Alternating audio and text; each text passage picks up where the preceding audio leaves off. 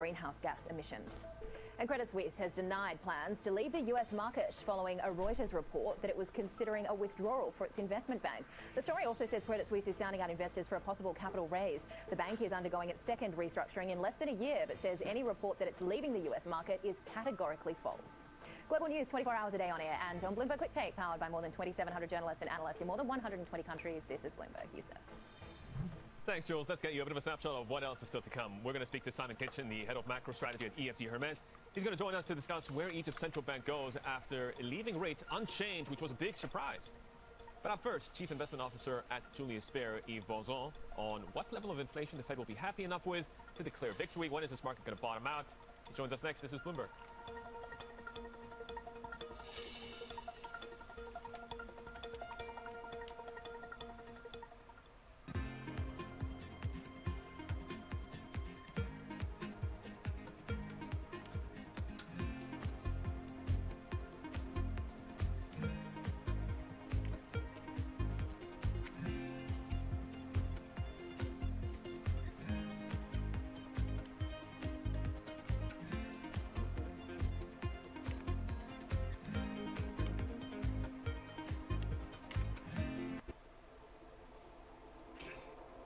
A digital-first approach to the future of work is where the industry and all companies will be heading. Let the future of work not be at home or in the office, but in the metaverse instead?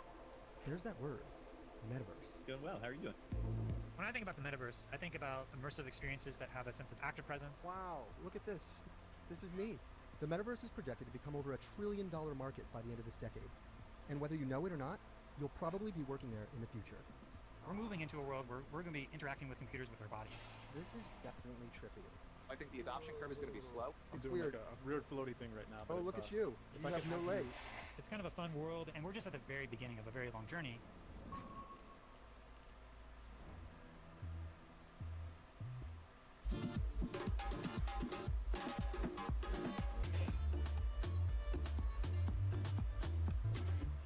BSO Now is your online home for weekly Boston Symphony Orchestra and Boston Pops performances. See new concerts that go behind the scenes, plus acclaimed archival concerts. Visit bso.org/now, where the music plays on. BSO season sponsor, Bank of America.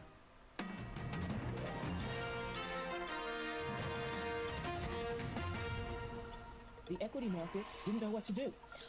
First it was up, then it was down, then it was up, then it was down big time.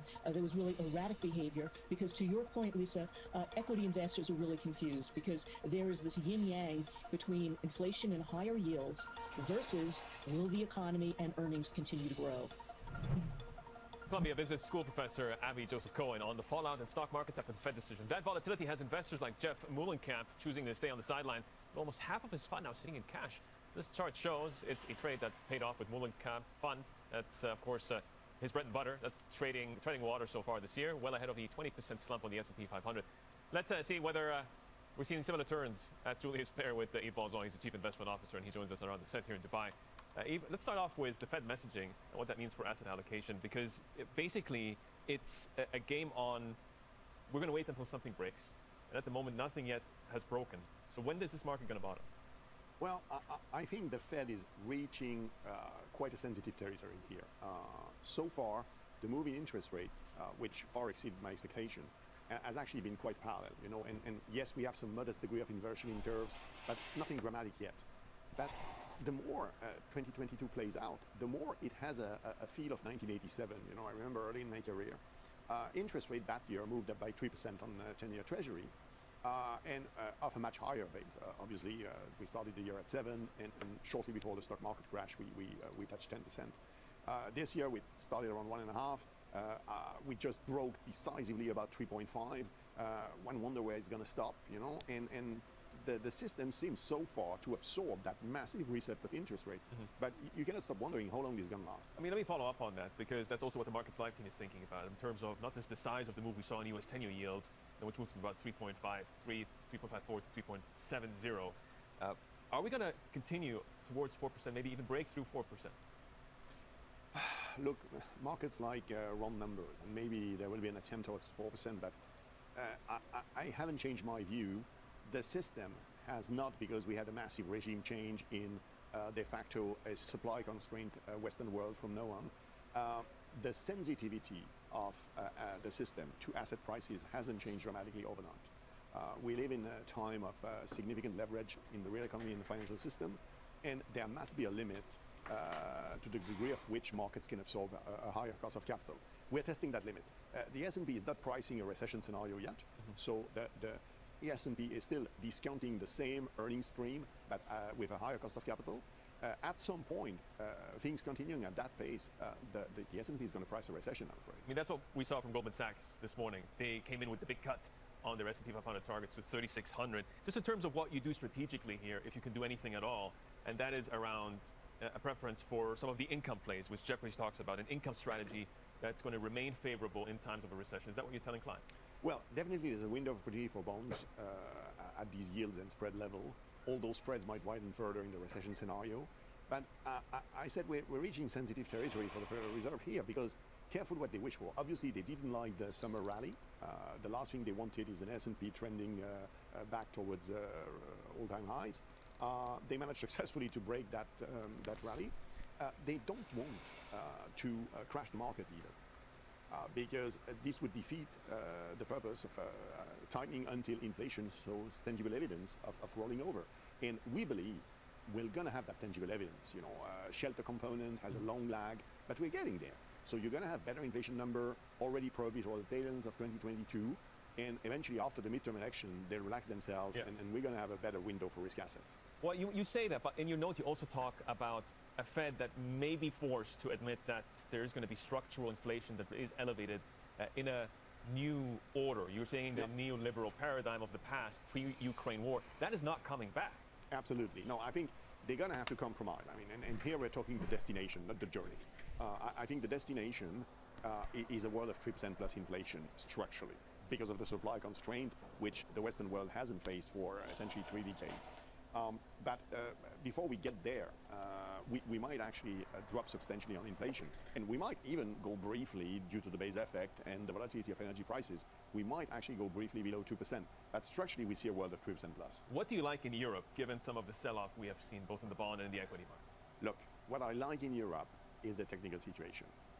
Everyone is underweight the euro asset.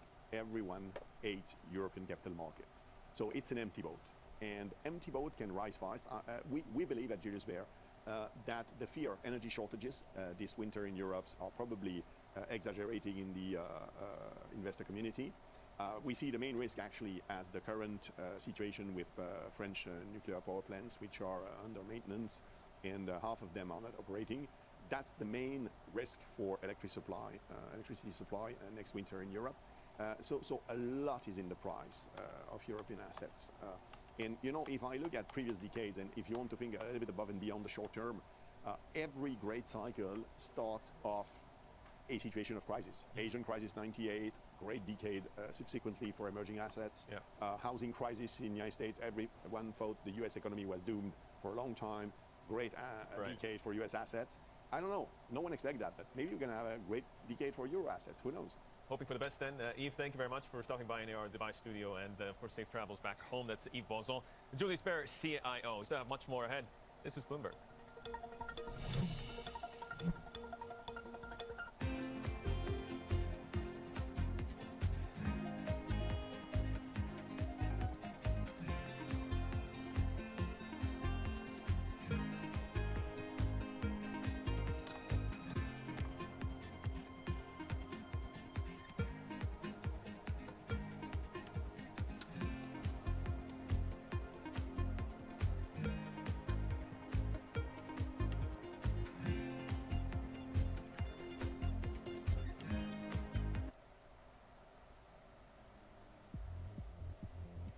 There is an epic saying in Italy when it comes to family generations that the first generation creates, the second generation expands, and the third generation destroys.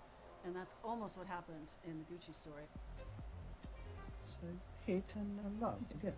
Now I would have a much more experience about those who says I love you and then betray you. The Gucci family was the strength, but also the weakness of the label. The situation became dire with Gucci's finances. They were not able to pay salaries. They were not able to pay suppliers. Gucci's really teetering on the brink at this stage.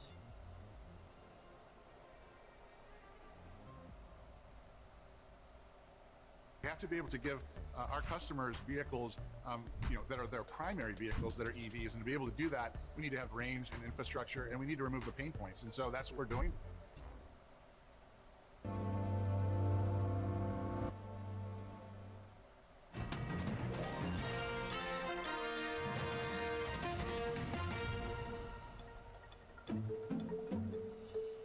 In the center of Doha's downtown, there's construction everywhere. The big question, will it all be ready for the World Cup in November? Country's expecting some 1.2 million people to stream into the country over the course of the 4-week event. But with just 2.9 million residents, hosting duties will strain the limits of the country's infrastructure and amenities. Here in the West Bay District, likely to be a hub for visitors and celebrations, the roads have been torn open to improve the sewage system just before the fans arrive. Sources tell us it wasn't previously built to handle so many people's waste.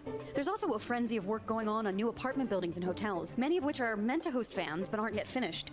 Real estate brokerage ValueStrat predicts roughly 5,000 new hotel rooms and serviced apartments are likely to be completed by the start of the World Cup, increasing the stock of rooms by more than 15%. That's why a shuttle system connecting Qatar and other countries in the region will be so important. Timings are supposed to allow fans to fly in and out of the country to go to a game without staying overnight. Qatar's bringing an old airport back in service to help manage more than 90 flights per day from countries around the Persian Gulf. Starting November 1st, Qatar will largely close its borders to anyone not associated with the event and anyone except ticket holders and up to 3 registered companions. Armies of workers will mostly stop construction. We'll have to wait and see what will and will not be done by then. Yes, it's too late to go to Qatar or to make any bookings at this point. Simone's going to be there, though, for the next few weeks for sure. Simone Foxman with the look ahead into the World Cup in Qatar, which kicks off 58 days. Let's get you some of the Middle East market action as well, because we are, of course, approaching the end of the week for most of these indexes, with the exception of Dubai and Abu Dhabi. Still have a trading day the Friday to go. It's broadly negative, dropping on concerns that a recession could become the main scenario as we get to the end of the year. In Dubai, it was a story of DEWA, the heavyweight utility company, falling and dragging down the index. And in Saudi Arabia, we had losses of 0.2%, with some of the energy plays in focus in relation to the oil price as well. I want to get to this tweet from Bill Ackman. He just wrote a minute ago saying that inflation can be mitigated by reducing demand and or by increasing supply. The Fed can only reduce demand by raising rates. It's a very blunt tool. Wage inflation will likely continue until rates rise to restrictive levels. Much more ahead. This is Bloomberg.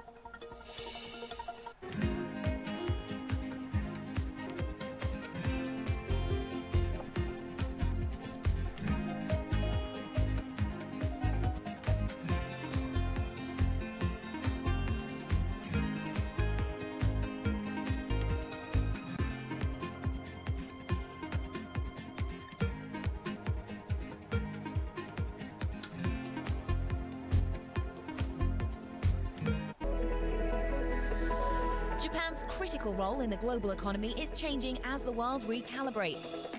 After decades of stagnation, Japan's leaders are forging a more innovative and sustainable path forward to revitalize the nation. Corporate giants, policymakers, and pioneers tell us how they're doing just that. Every week on Japan Ahead, right here on Bloomberg Television.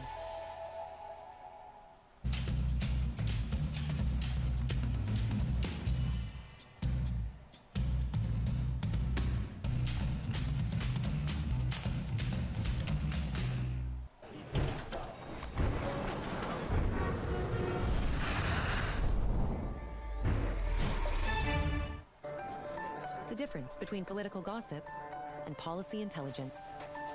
Bloomberg Government provides our clients with expert reporting, analysis, and public affairs tools that give you the edge in reaching policymakers on the Hill. When you're in the business of influence in Washington, information and connections are the currencies on which you rely. For knowledge you can act upon, the difference is Bloomberg Government.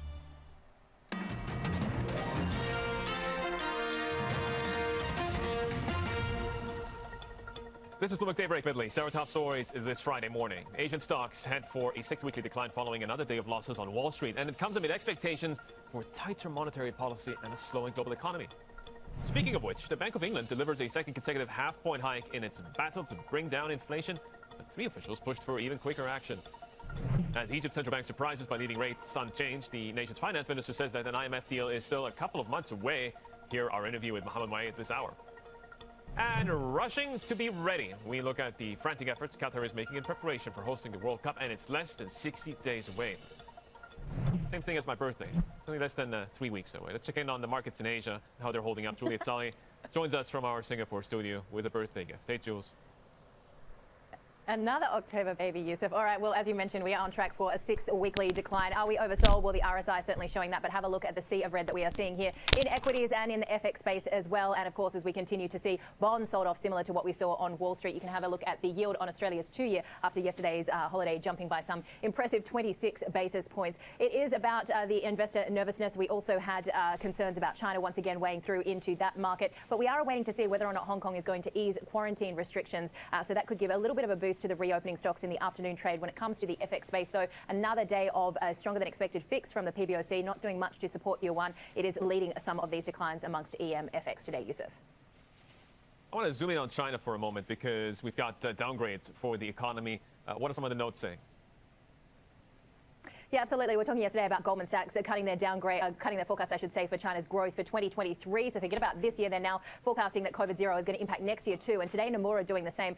They have actually cut their growth forecast to 4.3 from 5.1%, again citing COVID zero. At the same time, you have Morgan Stanley saying investor sentiment for China's A shares has reached a new year-to-date low, but you could see a little bit of a technical rebound on a more sustainable recovery. That's dependent on the macro outlook and, of course, what we hear from the Party Congress. They do, though, say there could be a little bit of caution next week as we look ahead to those National Day holidays. Let's flip the board and have a look at what we're seeing in some of these technical indicators, because the MSCI China Index has a near 6-year low in sight. It's on the verge of testing that 2016 support line. And we were talking earlier about China's CSI 300 index looking primed for a potential rebound. It slid to a 4-month low, and the RSI suggesting that the selling there may be excessive. Yusuf.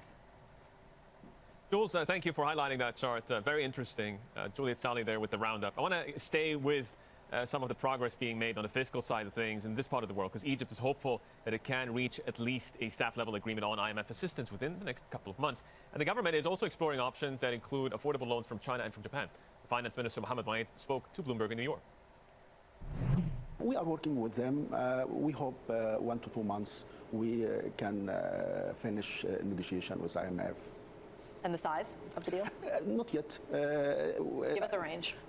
I cannot because it is eventually the calculation and the negotiation which can determine how much. So hopefully when it comes to the end of the negotiation, it can be known exactly.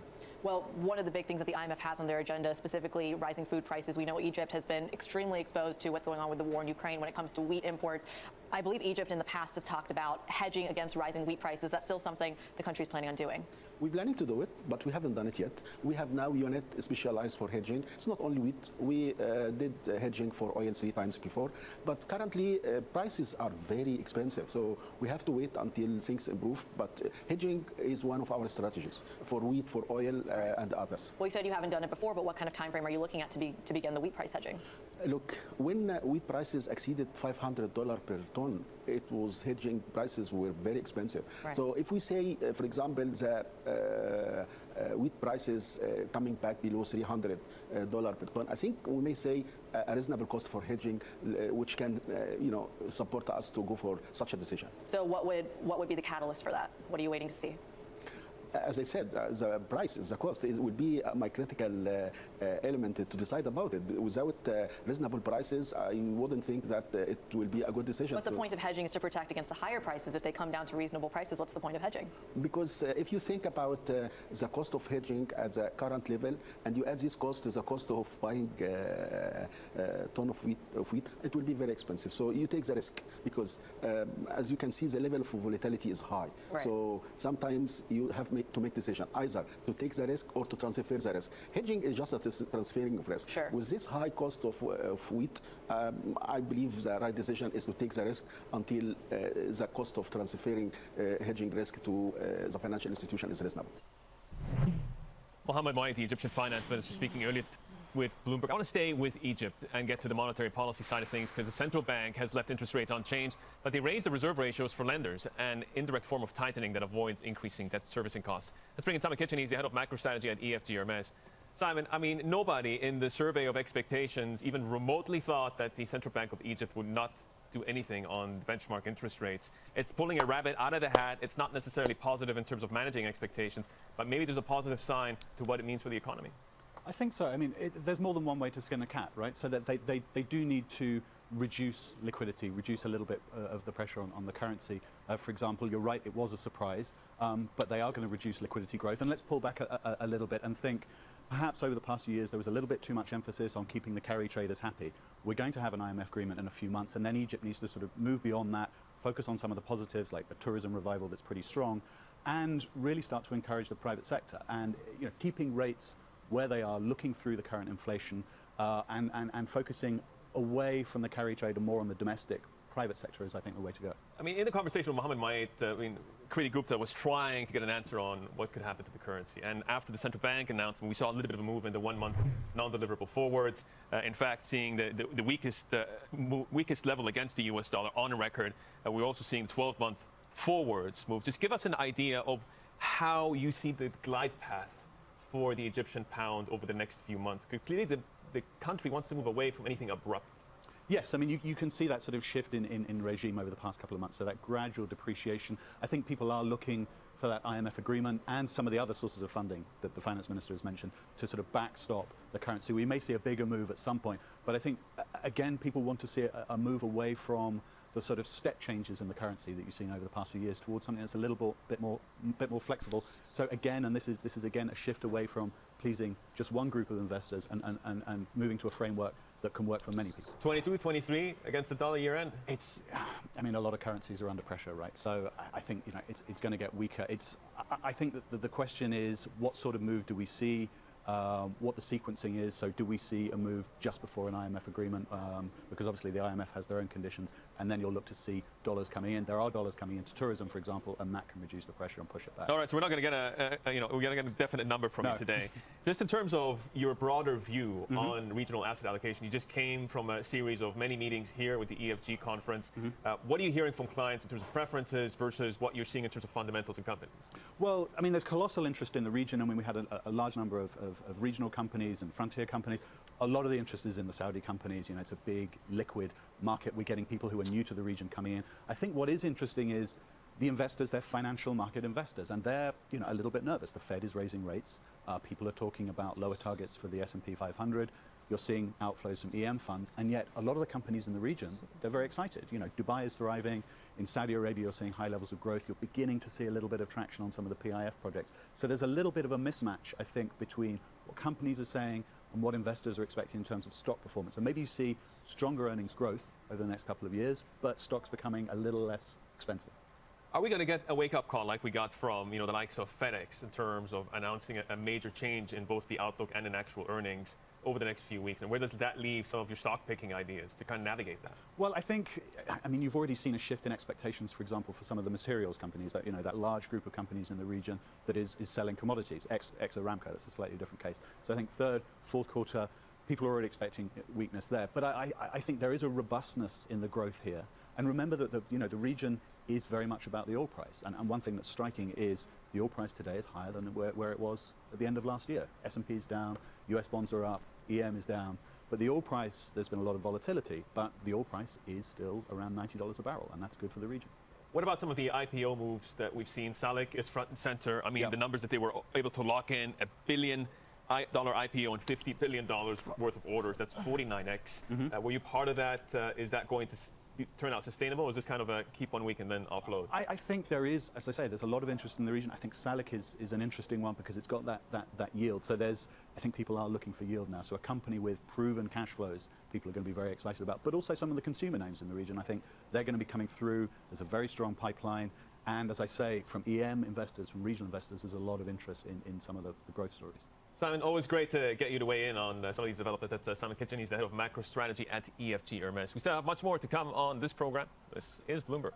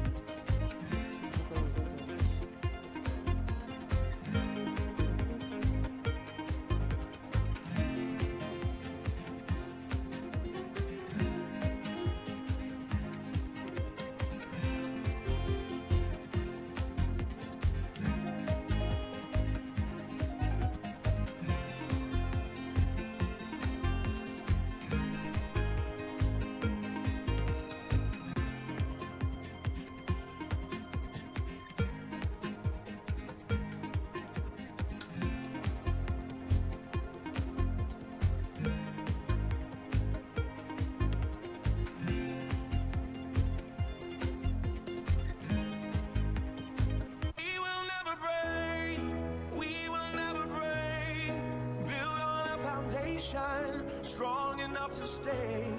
We will never.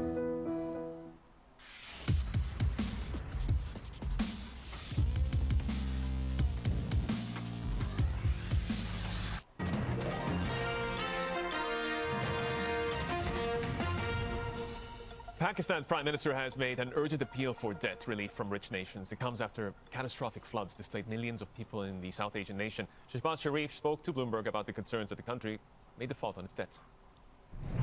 We are going to have debt obligations next month and month after.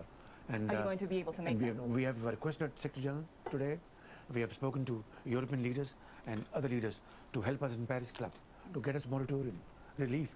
Unless we get substantial relief, how can the world expect from us to stand on our own feet? It is simply impossible, next to impossible. The world has to stand by us. And there's a yawning gap between our ask and what is available. Please, through your cameras, have this yawning gap bridged, and bridged very quickly at lightning speed. Otherwise, time and tide wait for none. How comfortable are you with your foreign commitments to China, for example? They're 30% of your external debt. Well, I think, yes, Paris Club needs to give us moratorium.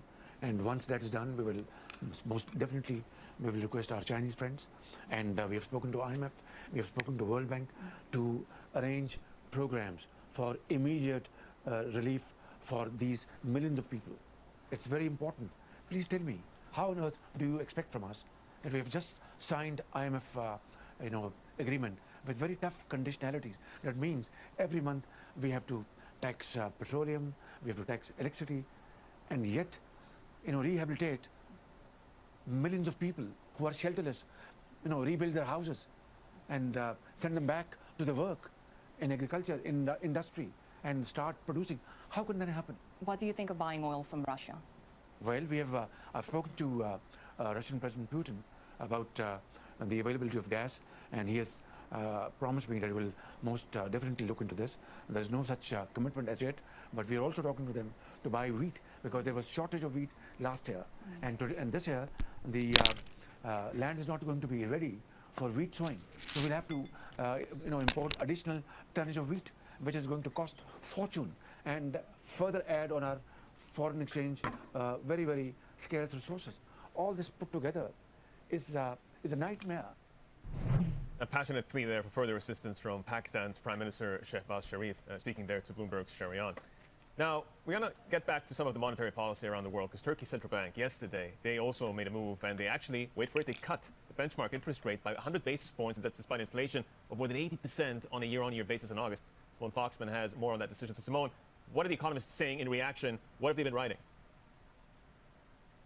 Yeah, I wrote down a smattering of the responses in my notebook. One economist messaged me last night to say he was shocked. Mohammed El-Arian tweeting that this defies economic logic. At the same time, however, Timothy Ash, a Blue Bay, a strategist who's very prominent in commenting on Turkey, said that, this policy rate doesn't even matter with inflation over 80%. So these cuts here, not really that important. The central bank, for its part, saying that this was in a response to a slow loss of momentum in economic activity. Most economists arguing that this appears to be a thinly veiled attempt to express support for President Recep Tayyip Erdogan's re-election bid. Remember, he has to have elections by the middle of next year, and his going strategy has been juice the economy despite the high inflation numbers, and he will win. At the same time, interesting to note, another headline coming out, this based on Bloomberg sources, that the central bank will cause the banks to cut their fees on commercial loans. One of the things that's really angered businesses has been the spread between that benchmark interest rate, now 12%, and the actual rate they're paying for commercial loans, which is just over 20%. So that's an interesting factor to play in here. But of course, we're looking at the weakest lira against the US dollar ever, really. Yeah, I was catching up here in the IFC with the CEO of a Turkish shipping company. It's just incredible what they have to put up with in terms of access and convertibility of some of the foreign currency. Let's get to Israel for a moment, because the caretaker prime minister made headlines when he called for a two-state solution for the Israel-Palestine conflict at the UN General Assembly. What is the significance? Yeah, Yair Lapid, who's the caretaker prime minister here, the first prime minister in 6 years to call for this two-state solution. So he's bringing back up this traditional response to the Israel-Palestine conflict that really hasn't been heard as Israel's politics has moved increasingly to the right. This got a mostly positive global reception with President Biden in the United States calling the statement courageous, but the real focus is probably on the Israeli elections that are taking place in early November. Lapid returning the issue to the long-term issue, the existential issue for Israel, rather than essentially making this an election about a response to Benjamin Netanyahu, whose right-wing parties are amassing and frankly have a little bit more support. This may be a play to try and bring in more centrist, more leftist voters, get them to turn out despite some disillusionment in the last couple of years. It also could be a play to some of the Arab parties. Remember, we saw a split in some of those parties, and the two parties that are remaining may be more willing to actually join a coalition government. Right now, the edge seems to be to those right-wing parties, often led by Benjamin Netanyahu, but we'll see how this shapes up. These polls typically unreliable, and this is going to go on for another 6 weeks or so. And then we have the death toll from protests in Iran that rose to 17 as per state TV. Is there any indication of what could come next and how the government might respond?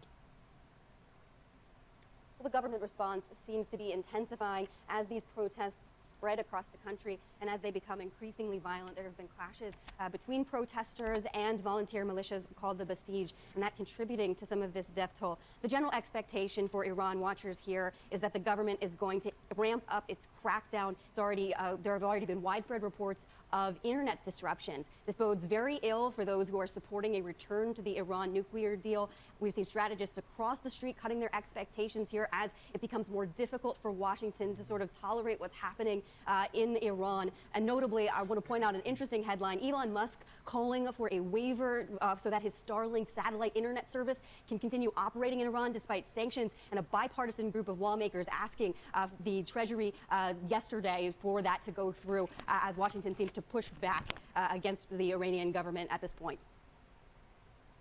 Simone, thank you very much for detailing some of those stories. That's Simone Foxman at the Qatar Financial Center in Doha. Let's talk about Italy now, because they're going to the polls this weekend with an election victory expected for Giorgia Meloni and her far-right alliance, bringing fresh uncertainty for investors who are already fretting over rising interest rates, an energy crunch, and a potential recession. Let's head out to Francine Lacroix in Rome, who's in the run. From me, Francine, of course, you would never pass on the chance to make a quick trip to beautiful Italy. Tell me, who's in the running and what's the expectation? I have to say, everybody likes a good political crisis, especially with this backdrop. I mean, how would you say no to this assignment? Now, yesterday we're in Piazza del Popolo, right in the middle of Rome, and I thought it was extremely striking to see four leaders, three of them extremely known: Silvio Berlusconi, but also Matteo Salvini of Lega, and Giorgia Meloni, the woman, we can't talk about the polls, but the woman who's widely expected to be prime minister. So what we're looking at, and again, the polls have been closed for a bit. We can't say exactly what we can expect or predict, but it looks like it's a right-wing coalition. Now, this would be an extreme right-wing coalition, nothing like we've seen in the last 70 years. And so there are many questions on how they deal with Russia. Matteo Salvini, if he wins big, has extremely strong ties with Russia. There's also an underlying nationalism ideology from Fratelli d'Italia with Giorgia Meloni. Now, let's be clear. For the moment, they've tried to present themselves as mainstream conservatives, especially Giorgia Meloni, but it's unclear what happens when she comes into power. So Europe is fretting a little bit about what happens to fiscal policies and, of course, debt and spending. And the markets, for the moment, are cool, but they could be back on edge. Yeah, I mean, you talk about markets. I look at the FTSE MIB, the benchmark Italian stock exchange. It's down 20% year to date. Sounds like an S&P 500. But what other numbers are you looking at that might tell a more nuanced story? Well, if you see any pressure politically on whether, for example, Italy does not access the tranche of money that the EU has promised, remember, we come out of a Mario Draghi government that has really put Italy on a strong footpath for a better future, because he was able to negotiate to get a lot of money from the EU Recovery Fund. There's a big tranche, 1.9 billion euros, that's due to be reimbursed in December if from now to December Italy hits 55 goals. That's not spending too much, it's not giving free money to everyone, it's being quite market open and going through some reforms. We've heard so far from the possible next government that they are willing to stick to that. Again, they don't want to freak anyone out in Brussels because Italy needs that money. But at the same time, they have had, concerns, or they said publicly that they want to renegotiate the agreement because of the terrible economic situation that we're living through. The cost of living is going up. If you look at inflation, that's going up. Energy, Italy is so dependent on Russian gas and oil that will put Italians in a very big, difficult situation through the winter months. And so what happens in terms of public spending? Will they go too hard? Will, the debt go up? So these are all some of the questions that a lot of people want to find out. Well, we'll, of course, lean on you to help us find answers to a lot of these questions. Fran, thank you very much. Francine Lacroix, of course, on the ground in Rome throughout the day and beyond for insights. Let's get you back to the market action as well, broadly outside of Italy. This is what we're looking at in terms of equity futures. The hangover from the Fed still very much weighing. The standout call this morning, Goldman Sachs saying, you know what, we're throwing in the towel. It is time to revise our year-end target for the S&P 500 down to 3,600 from 4,300 on the S&P 500, meaning called lower by 0.3%. A majority of equity investors now have adopted the view that the hard landing scenario is inevitable. Treasuries in focus as well, with U.S. 10s just hanging around 3.7%. Yves Bozon from Julius Baer earlier saying these are historic levels, and we're counting down, of course, to a mini statement, a mini budget out of the UK. Much more ahead. This is Bloomberg.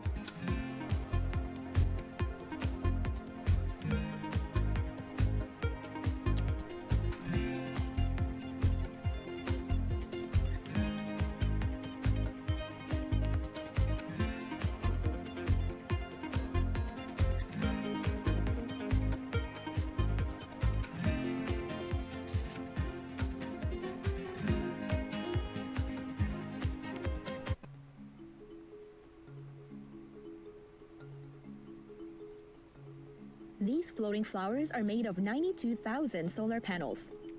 Laid on the surface of a reservoir, they can generate 41 megawatts, which is enough to power 20,000 homes.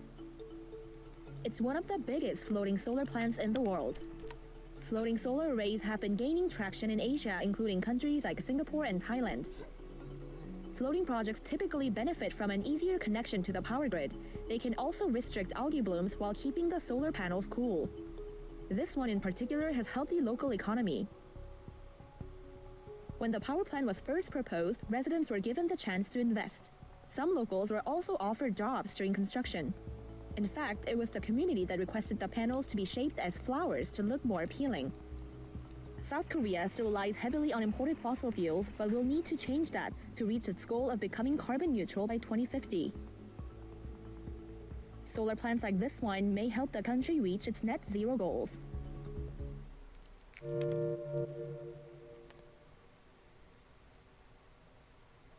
have to be able to give our customers vehicles, that are their primary vehicles that are EVs, and to be able to do that, we need to have range and infrastructure, and we need to remove the pain points, and so that's what we're doing.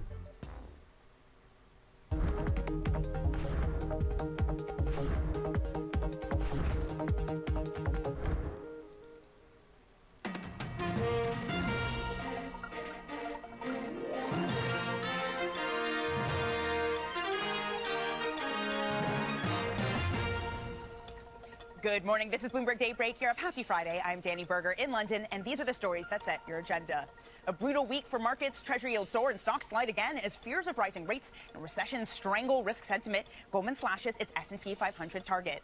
Road to Rome, Italy goes to the polls as Giorgia Meloni vies to become the nation's first female prime minister. We're live from the capital. Plus, no exit. Credit Suisse denies a report it's quitting the U.S. market as the Swiss lender proceeds with its second restructuring in less than a year.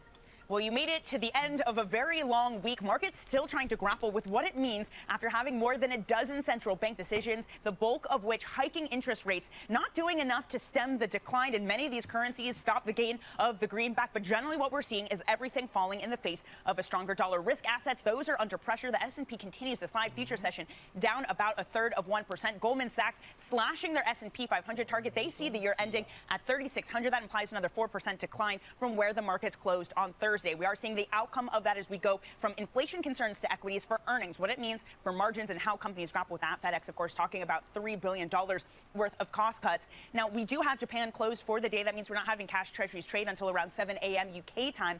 But futures still under pressure as we saw a front end rise for an 11th consecutive day for the yields. That's the longest winning streak in 3 decades. Also pressuring the treasury market was an announcement from the BOE yesterday $80 billion, pounds rather, worth of active QT selling gilts. That really punished gilt markets yesterday, and that spilled into treasuries as well. Euro Swissy, this is remarkable. We finally have Europe exiting zero interest rate policy. With that, the only negative yielding debt left really is from Japan. But even so, even with the 75 basis point hike from the S&B, we've seen the Swissy decline the most since 2015. It's little change versus the euro this morning. And finally, of course, have to have yen on the board, 142.24, after gaining yesterday with BOJ MOF intervention coming into the fore. Now, speaking of the yen, let's get your overall check on Asia markets. With that is Juliet Sally in Singapore. Jules. Hey, Danny. Well, a public holiday in Japan today, but we're certainly seeing the yield spike similar to what you saw on Wall Street and reflected mostly in the Australian market as it plays catch up after being closed yesterday. The yield on the 2-year up by some 26 basis points. But we are seeing significant selling in equities. The Hong Kong market holding at a December 2011 low, so more than a decade low, falling below that 18,000 point level. We're waiting to see whether or not quarantine is going to be eased. There are reports we could hear that as early as this afternoon, so keep an eye on those reopening stocks in the later hours of trade. China's market under pressure too. Nomura joining the likes of Goldman Sachs in cutting their 2023 forecast for China's economy, and a 22nd session of a stronger than expected fix from the PBOC. You're still seeing a weaker offshore yuan with a 7.1 handle. Let's have a look at this currency pain that we have been seeing and the equity pain for Asia, because we are on track for a 6th weekly decline. When you look at the RSI in equities, it does look like we are oversold, but you have been seeing this huge drawdown as well in these Asian currencies, all on the back of King Dollar. Danny. It is incredible how this macro story of a stronger dollar just decimating everything in its wake. Jules, thanks so much, as always, Juliet Sally in Singapore. Now, speaking of which, let's get to our top stories and reporters from around the world. On that dollar story, on the FX update, we're going to have Mark Cranfield. Francine Locke joins us for Rome with a look ahead to the Italian election, and Patrick Winters has the latest on Credit Suisse. Fueled by a hawkish Fed policy, the dollar has battered global currencies. Japan, it's become the latest major country to tap their dollar stockpile to fight against the greenback and support the yen. Joining us now is Bloomberg MLive's Mark Cranfield. I mean, Mark, much has been made about this idea that, this is just unilateral intervention and won't be long lasting. But generally, I mean, what can countries actually do at this moment to combat a weakening currency in the face of an ever stronger dollar? Well, you can follow what Japan did and time your intervention very precisely, and it all worked out pretty well for the Japanese yesterday. Of course, they were also pretty strong in the amounts of money they used as well, although it's unknown yet, but it probably runs into several $billion. But they waited until the Bank of Japan, they're holding the press conference after the meeting yesterday, and because it sounded as though the Bank of Japan was going to hold policy unchanged, dollar yen started ticking up, and it actually rose close to 146 while BOJ Chief Kuroda was actually speaking. Now, that meant that new dollars were coming in positioning as well. So when the Ministry of Finance gave the order to sell dollar yen, it was ideal timing because the market was really caught offside, and they helped to push dollar yen down pretty dramatically. We had a 6 big figure range yesterday, which is pretty rare for dollar yen. And at one point we were well over 1% higher. We went down more than 2% lower at one stage. So on an intraday basis, it was the biggest single day since Brexit in 2016. So you can tell it's pretty effective in the short term. Now, of course, fundamentals between the US and Japan don't favor the Japanese yen, but it's very unlikely that the Ministry of Finance will leave it there. Typically, they come in a few more times. Once they start intervention, whether it's to buy dollars or sell dollars, in the past, they've at least done 3 or 4 rounds of intervention. So we would expect to see more. A great time to do it will be Monday morning. Traders hate having intervention on a Monday morning. It ruins their whole week. So don't be surprised at all if first thing on Monday morning, Bank of Japan is in there selling dollars again.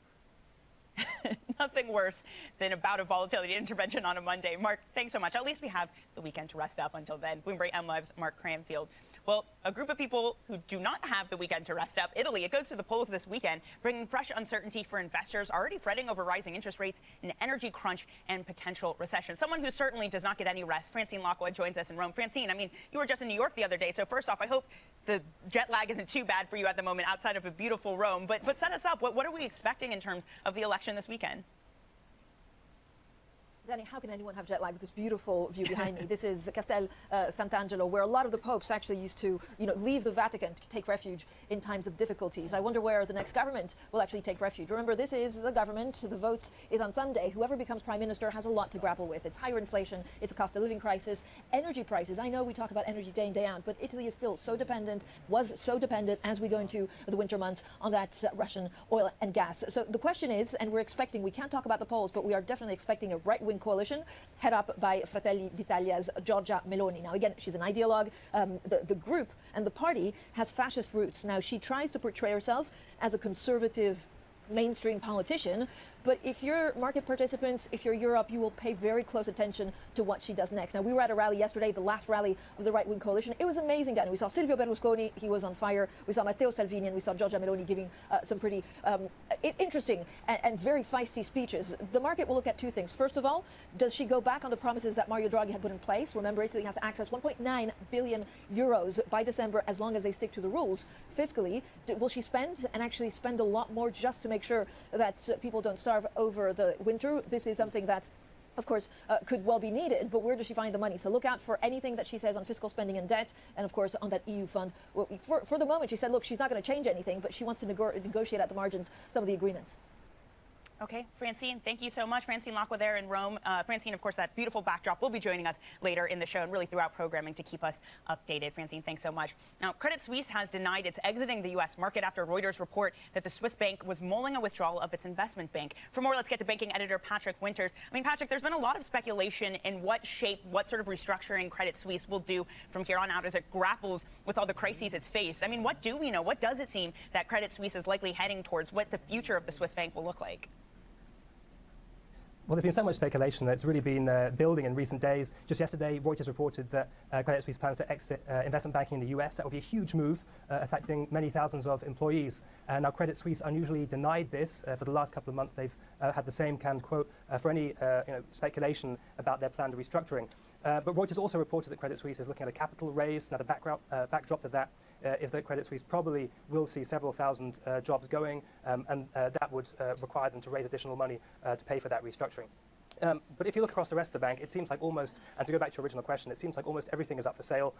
Bloomberg also yesterday reported about the bank looking to sell part of its LatAm wealth business. You've also got the another Bloomberg story last week, which mentions how Credit Suisse deal makers are being potentially offered equity in the company. So there's so many different rumors flying around. Next month seems to be the key date, the bank's third quarter results. We may know a bit more then. Patrick, I want to ask you about the overall banking environment, because this week we've really been transfixed by the Citrix debt story, the huge concessions that banks are having to take. There's talk about deal making just slowing down very significantly. What does this back half of the year look like for global investment banking, Patrick? Well, what we've seen last year is generally banks hiring, investment banking looking good, wealth management was also looking good because assets were on the rise and global markets looked nice and peachy for them. This year we're seeing a bit of a retreat. So what we might see is bonuses definitely lower than last year. Banks, Goldman was the first example, I think last week or early this week, looking to cut jobs. I think generally the outlook looks a bit gloomier. That also affects Credit Suisse, of course. It's had its own specific issues, but I think the fact that the outlook for investment banks generally is looking a little bit less rosy won't help them as they continue with this restructuring. Also adds some urgency to it. Okay, Patrick, thank you very much. Patrick Winters there, our banking editor. I want to bring you some lines. ECB Governing Council member Kazaks is speaking to Latvian TV at the moment, bringing up yet again the impact of a stronger dollar, saying that faster U.S. rate hikes have weakened the euro and that they will continue raising interest rates. Again, hearing from another central banker the impact of faster U.S. policy, of a strong dollar, the impact therein. SNB's Jordan talked about this yesterday as well, the fact that they might consider extraordinary meetings to combat this. This is one of your options. Raise rates faster to try to make sure your currency doesn't weaken. Of course, the other option is that of the MOF of Japan trying to intervene in their currency market. Now, let's take a look at some of the key things that we're going to be watching out for today. There is a whole lot of PMI data out. From 8:15 UK time onwards, it's France, then we've got Germany, Euro area, UK, and the US. Today, UK Chancellor of the Exchequer, Kwasi Kwarteng, will also be delivering a mini budget. He is likely to announce a cut to national insurance contributions and scrap a planned rise in corporation tax. And finally, Fed Chair Jay Powell, he's scheduled to speak at a Fed Listens event. That's at 7 p.m. UK time. Coming up, it's every nation for itself as the almighty greenback batters global currencies. A lot to discuss in FX markets. We'll do it all with Prisha Samebeat from BNP Paribas. Plus, we're going to have more on what we're expecting from that UK government mini budget. All of that for you in today's show. This is Bloomberg.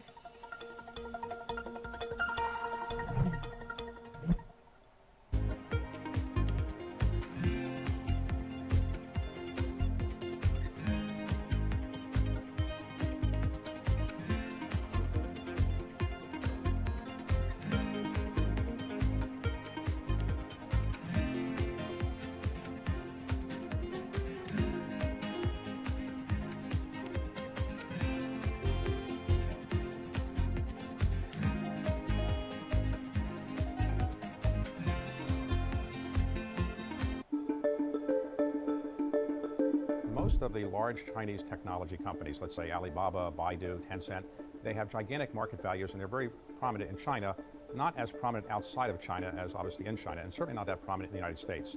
TikTok, by contrast, is not in China, but it's gigantic outside of China, of the United States and everywhere. What did TikTok do that enabled a Chinese-based company, parent company at least, to do so well outside of China? We think it's challenging to build a global company in general, but the best ones we have seen so far are ones that take very consistent global learnings and adapt them to the local countries that they are operating in. So you need to be global and local at the same time.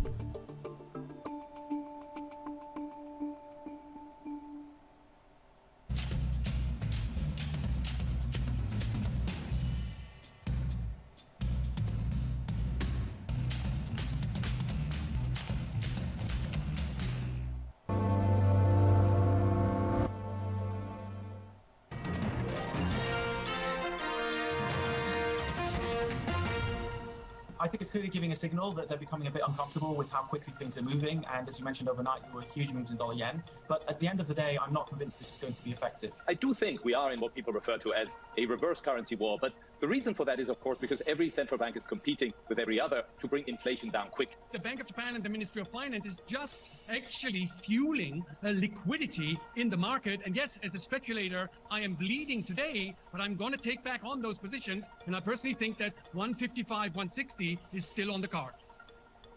Some Bloomberg TV guests there speaking to us about Japan intervening in the markets to support the yen. Let's talk about it further. Prisha Sambi, G10 FX strategist at BNP Paribas Markets 360, joins us now. And Prisha, look, it's not just Japan obviously grappling with this. I look at yesterday, the S&P hiked 75 basis points, yet the Swissy gets absolutely decimated.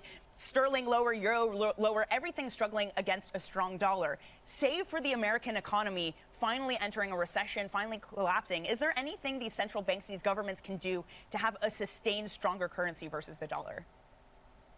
I think that's a really tough question, and certainly the central banks are trying. They're raising rates aggressively, but as we've seen in the likes of Europe, it's not really a shift higher in interest rates that is prompting the currency to move.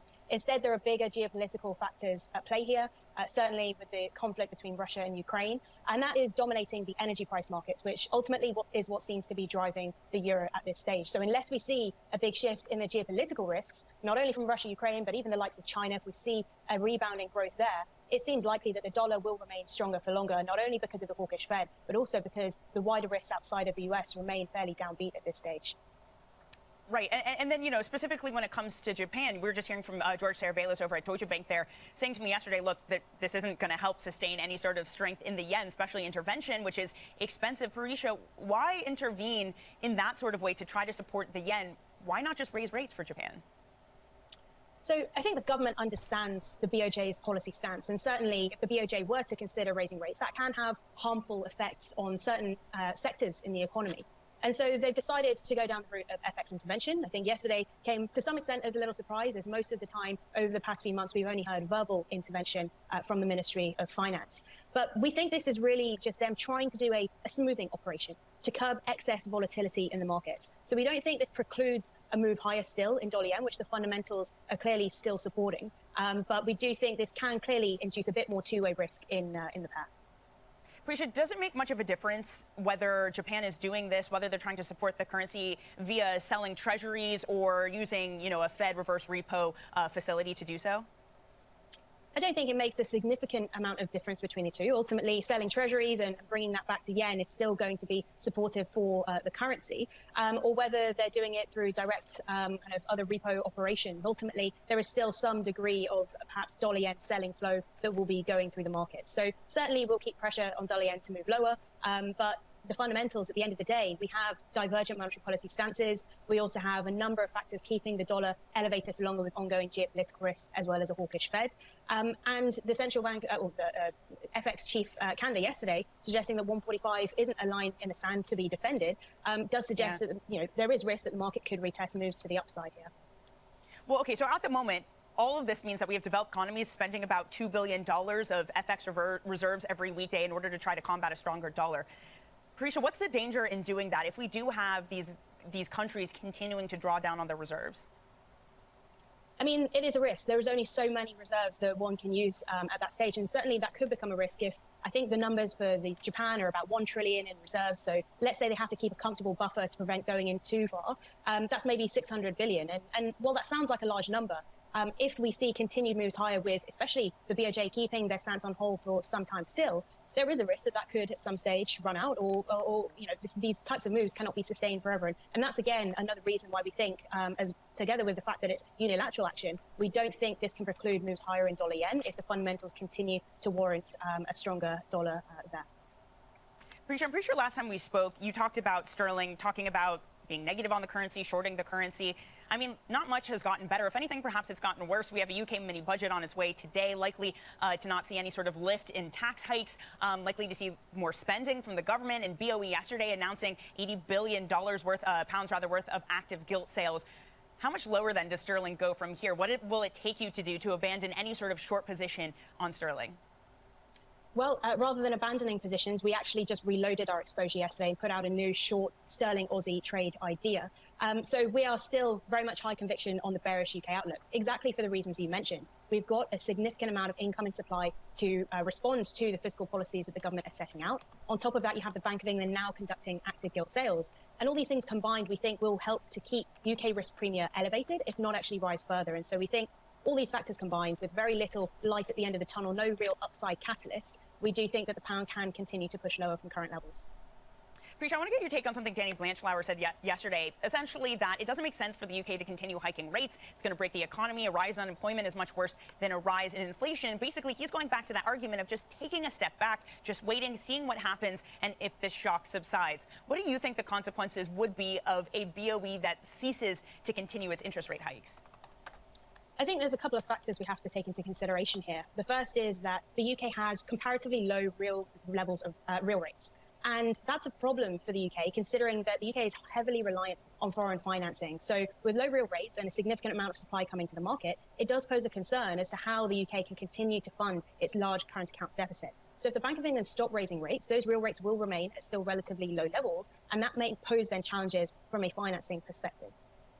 On top of that, sorry, please jump in. Go ahead, Prisha. Go ahead. No, please finish your thought. No. I was just going to say, on top of that, you know, rates aside, clearly that hasn't been a significant driver for the currency here. At the end of the day, we do have these big geopolitical events that are ongoing, that are weighing on the pound. We also have a lot of UK idiosyncratic risk, especially with the amount of government borrowing coming onto the market on top of those active sales, as well as political risks as well. We have ongoing negotiations with Europe on the Northern Ireland Protocol. We have a new government that is introducing a lot of new fiscal policies in order to try and change sentiment, especially with polls suggesting that a Labour government could come into power if we had an election today. So there is a lot going on that should keep uncertainty in the UK high. And as a result, then we think that the pound should continue on a weakening trend. Okay, Prisha, thank you so much for joining us on this Friday. Enjoy your weekend. Prisha Sambi there, G10 FX strategist at BNP Paribas Markets 360. Coming up later in the show, Italy goes to the polls. We're going to return to Francine Lacqua in Rome for the latest. This is Bloomberg.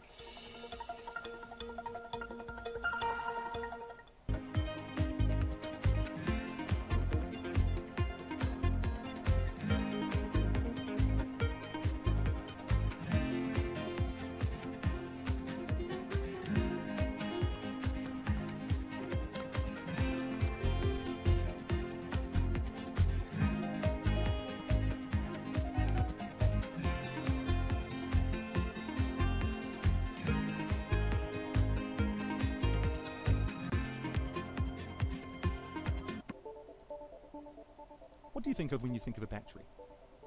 For most, it's what we use to power devices for both work and play, and maybe even your car. Over the past few decades, they've gotten way more powerful, long-lasting, and affordable. But all of this is just a prologue to what the next batteries are going to do. As we drive to an increasingly renewable power-driven grid, we also need to be able to store energy and release it later to cover those periods of weather intermittencies that are driving this new grid that we're in. It's a multi-trillion-dollar opportunity, and it's imperative that we figure out the solution here. How we store energy on a massive scale is in many ways the central challenge of the fight to stop climate change. We will never break, we will never break. Build on a foundation strong enough to stay. We will never.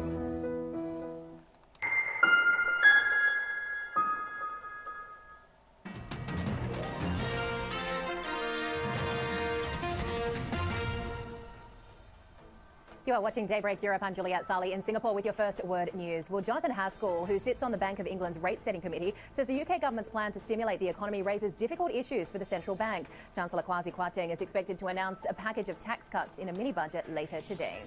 Japan is to abolish many COVID border controls from October 11 in a move to revive the tourism industry. Prime Minister Fumio Kishida says individual visitors would be allowed to enter with visa waivers reinstated and a daily cap on arrivals removed.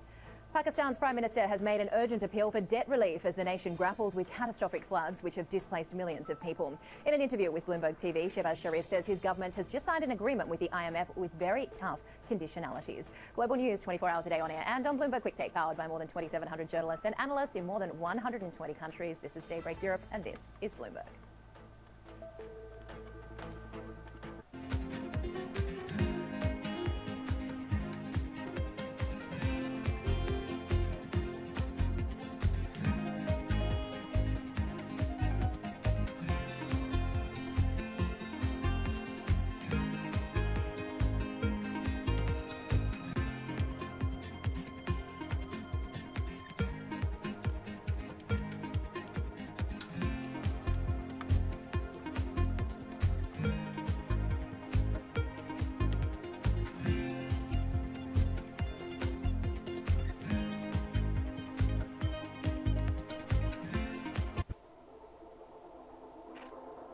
A digital-first approach to the future of work is where the industry and all companies will be heading. Could the future of work not be at home or in the office, but in the metaverse instead?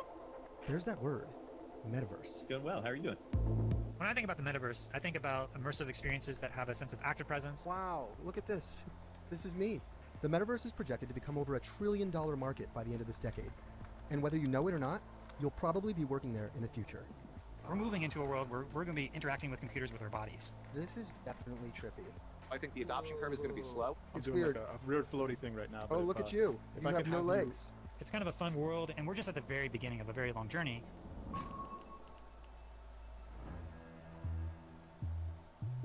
It's really a reminder, isn't it, just how sensitive the markets are to any commentary about trade. We did see some pressure on the yuan, we did see some pressure on the futures. That is now being reversed.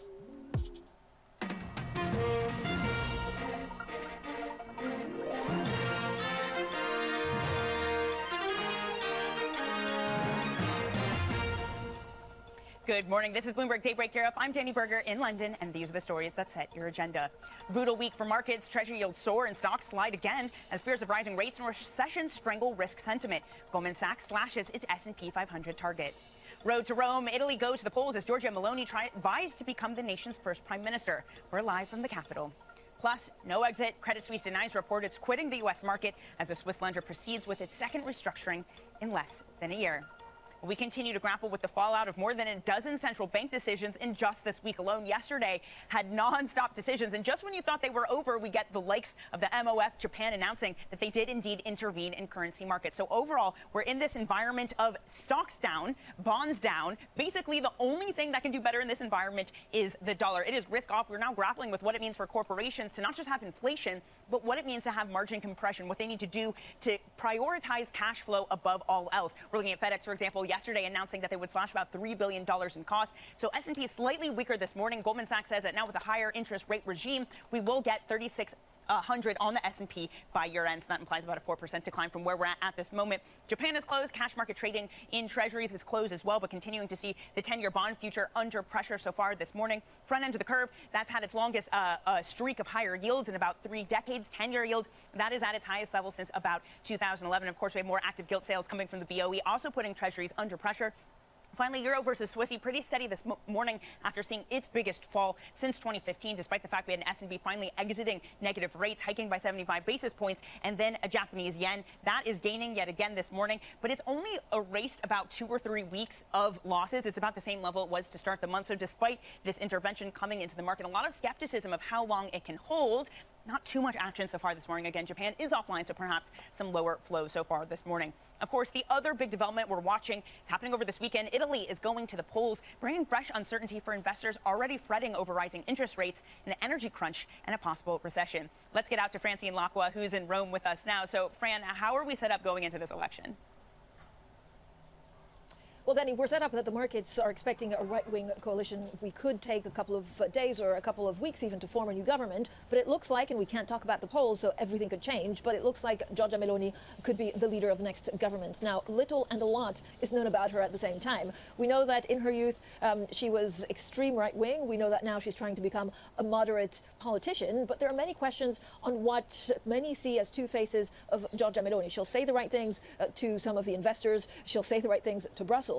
She wants to renegotiate, but she does not want to jeopardize, of course, the money coming from Brussels with reform. She wants to keep debt under control. But the concern, of course, is that when she speaks to her public, the Italians that will vote for her, she's Italy first. She replicates a lot of the things that we heard from Donald Trump. She keeps on saying, I'm Giorgia, I'm an Italian, I'm a woman. So she's trying to get that vote through value, saying the value of the Italian family has been lost. She's anti-immigration, anti-LGBT. And so there's a lot of nervousness on once she gets into power, can she actually hold everything together? What kind of prime minister will she be? Many questions and not many answers at the moment. What could it all mean for markets, Francine, at a time when we're looking at the ECB continuing to hike rates and, of course, Italy's vulnerability with its debt piles?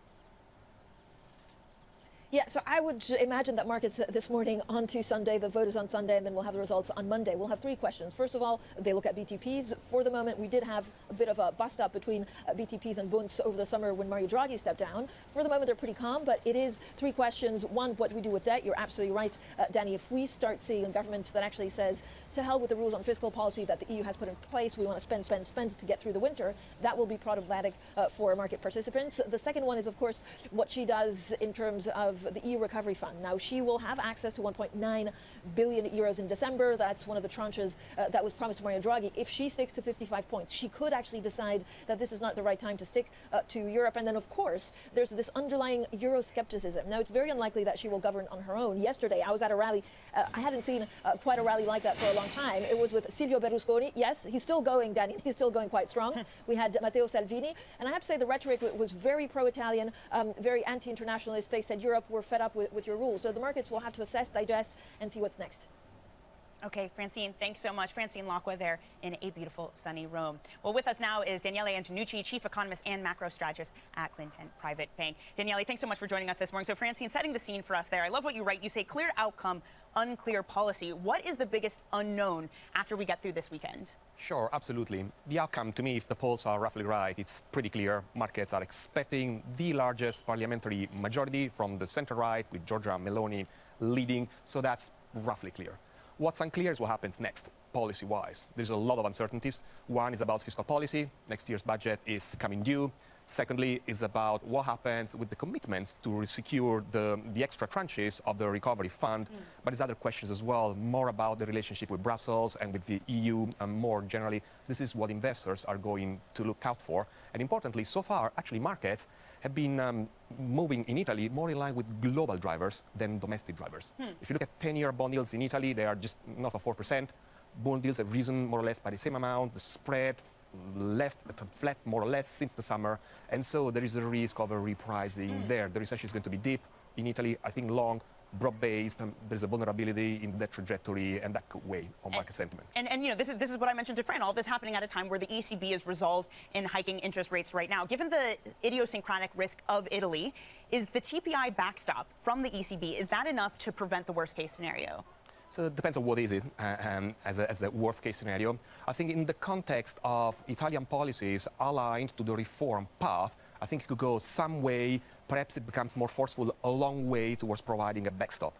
If policies are misaligned, that gets a lot more difficult. And more generally, we all know the ECB is starting to raise rates going into a recession. Italy is not alone, but it's in the vulnerable group. And so I actually doubt that the growth-inflation trade-off can stay as is going into next year. I would expect several hikes in a row. They are front-loading this, but when the recession hurts, I think incentives will likely change. So how are you positioning in Italy right now? Are you willing to take risk? Are you willing to buy things like Italian banks? You want to be a bull, you want to be a bear, you want to be a chicken, I think. A chicken. I think at this stage, it's not time to be brave, I think, generally. So by and large, we've been de-risking our portfolios, not yesterday, but over the past few months, we took two actions. One, we added high-quality fixed income exposures, and two, we reduced our equity exposures. There is opportunities, I think, within asset classes, but it's not the time to take directional views, and Italy is not one of the I was going to say, to be clear, you're reducing equity. This isn't an Italian call. This is a global macro call, right, of reducing risk exposure. Yes, we reduced equities through underweighting, through reducing our Eurozone equity exposures more generally, but it's not about Italy specifically. What about U.S. equities then? So generally speaking, I think I would prefer U.S. equities versus the Eurozone.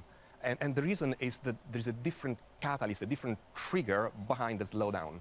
In the US, it's monetary policy driven. It's caused by the Fed hiking interest rates. So when inflation is more under control, it's not now, the Fed can always stop the pace of hiking, eventually over time has scope to lower interest rates. It's not now, but this is easier to control. When it comes to the euro area, the trigger is that gas is not flowing. There is not that much that one can do other than trying to anchor inflation expectations by raising rates. And so I would expect that should it come, when it comes, the recession in the US is likely to be of the mild variety. It could be cushioned, while in the Eurozone it's going to be deeper. And that's why we would prefer, in a relative sense, US versus Euro. And I understand that what you're saying is, despite sort of the nervousness in the equity market at the moment, the Fed at some point, if there's a recession, they can't keep hiking.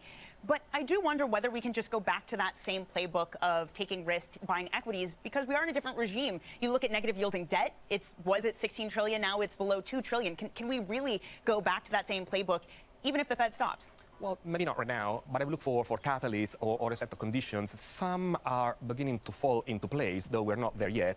Some are just not happening right now. One, if we want to look for more attractive valuations, we're not there, apart perhaps from emerging market equities, but not for the US, not even for the Eurozone for that matter, so that we don't have. You're looking for maybe extreme positioning that perhaps you do have or it's beginning to happen.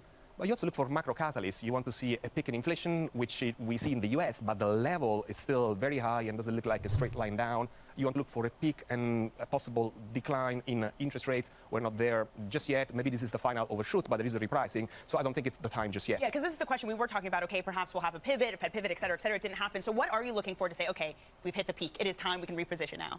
Well, I think that we are still in a regime where, in a sense, for that kind of pivot, bad news ultimately will be good news to that narrative. You need to see the economy to slow more visibly, joblessness, the unemployment rate to rise to a higher level more clearly.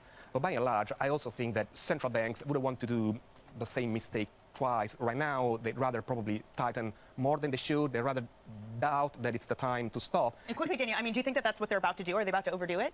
I think chances are that we'll see more tightening than warranted on a forward-looking basis. What that means is that they would have a confirmation bias. It's not about one downtick in inflation. They want to see inflation on a clear downward trajectory, and we're not there. Okay, Daniele, thank you so much for joining us this morning. Daniele Antonucci, Chief Economist and Macro Strategist at Quintet Private Bank.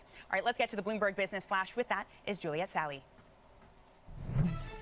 Danny, Credit Suisse has denied plans to leave the US market following a Reuters report that it was considering a withdrawal for its investment bank. The story also says Credit Suisse is sounding out investors for a possible capital raise. The bank is undergoing its second restructuring in less than a year, but says any report that it's leaving the US market is categorically false.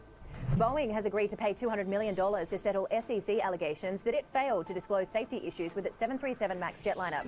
The settlement concludes a probe into whether the plane maker withheld key information about a flawed software system linked to 2 fatal crashes of the model. Neither Boeing nor its former CEO have admitted or denied the findings. Singapore has overtaken Hong Kong, battered by strict COVID restrictions, to become Asia's top financial centre and the third in the world, according to the Global Financial Centres Index. And that is your Bloomberg Business Flash from Singapore, Danny. Juliet, thanks so much. Juliet Sally there. Coming up, the UK government is set to unveil its mini budget to stimulate the economy amid an energy crisis. More on that next. This is Bloomberg.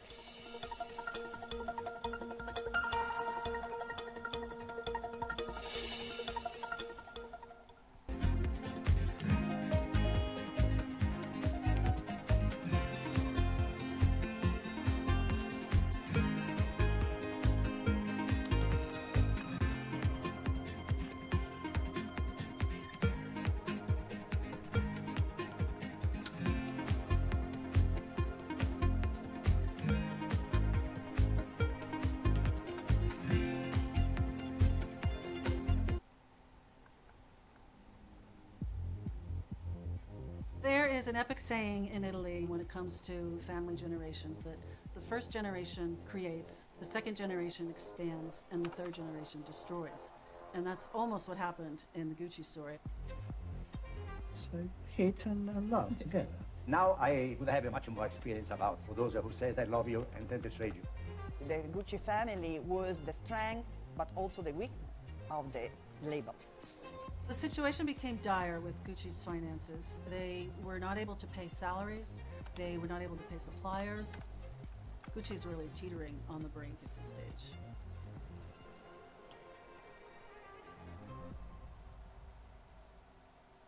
BSO Now is your online home for weekly Boston Symphony Orchestra and Boston Pops performances. See new concerts that go behind the scenes, plus acclaimed archival concerts. Visit bso.org/now, where the music plays on. BSO season sponsor, Bank of America. When U.S. jobs numbers are released, Bloomberg brings you crucial data at terminal speed and instant expert analysis. Nobody covers jobs day like Bloomberg.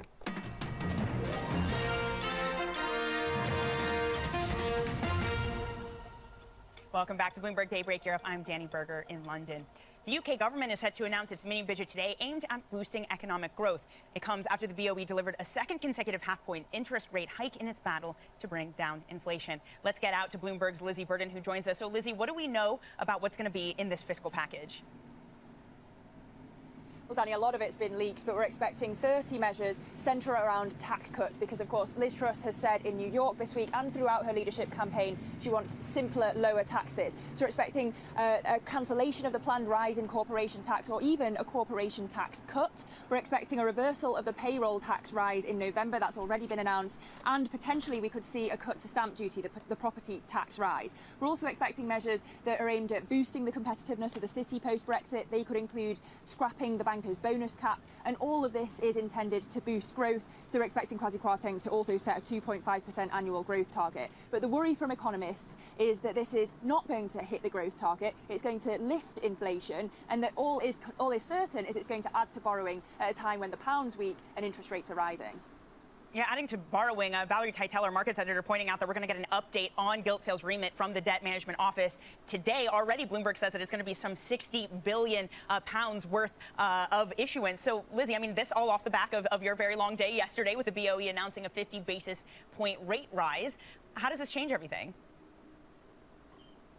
Well, the Bank of England could open the door. It has left the door open to bigger rate rises down the line. Goldman Sachs now sees 75 basis points in both November and December. And the reason their economists pointed to was the big vote split in this decision. You had one member, Swati Dhingra, the latest addition to the Monetary Policy Committee, voting for 25 basis points. But you actually had 3 members voting for 75 basis points, including Jonathan Haskell. And he spoke after the decision. He said that this fiscal loosening could actually, well, that the economy doesn't have much capacity to absorb it, given the tightness in the labour market and in supply chains. Now, I'd also point you, Danny, just to the guidance issued by the Bank of England alongside the decision. It's tweaked it a little bit. It says still that it's prepared to respond forcefully if inflationary pressures persist, but it's added to that, saying those inflationary pressures could include from stronger demand. To me, this sounds a bit more like the Fed, and as I say, it leaves the door open to bigger rate hikes down the line if necessary. Well, they might have been divided on the rate hike, Lizzie, but one thing they certainly were not divided was going with QT, active QT from October, 80 billion pounds worth over the next year. What's the impact of that going to be at a time when foreigners are not really buying gilts and the government is about to embark on this mass spending? Well, Danny, I had a fascinating conversation with former Bank of England policymaker Martin Wheel yesterday. He's known as one of the more level-headed alumni of the Monetary Policy Committee. He said, by the way, he would have voted for 75 basis points. But he says that Kwasi Kwarteng's mini-budget is actually going to lead to a run on the pound. He says it's all going to end in tears. And he pointed to Mark Carney's phrase that we're reliant on the kindness of strangers to fund our debts. But he said more accurately, we rely on the vested interests of strangers, pointing to those concerns for gilts. But if you think about it from the Bank of England's perspective, yes, they're going ahead with active quantitative tightening from October, but they were so criticised for it was perceived that they were monetary financing. They do not want to look like they're in lockstep with the Treasury. And remember, Andrew Bailey's made it his mission to shrink the balance sheet after all these years of quantitative easing. So is it a surprise? Perhaps not. Okay, Lizzie, thank you very much. Bloomberg's Lizzie Burden there. Coming up, it's been a big week for central bank rate decisions. We're going to get some of your key takeaways next. This is Bloomberg.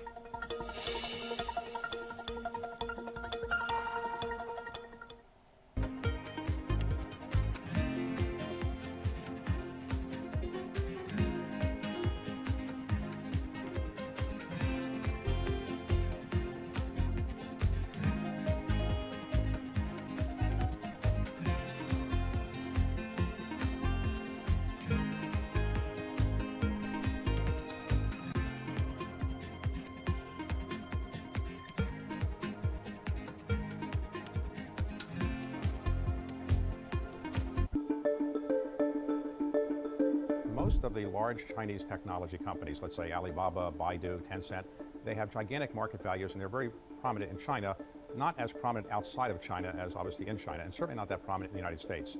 TikTok, by contrast, is not in China, but it's gigantic outside of China, of the United States and everywhere. What did TikTok do that enabled a Chinese-based company, parent company at least, to do so well outside of China? We think it's challenging to build a global company in general, but the best ones we have seen so far are ones that take very consistent global learnings and adapt them to the local countries that they are operating in. So you need to be global and local at the same time.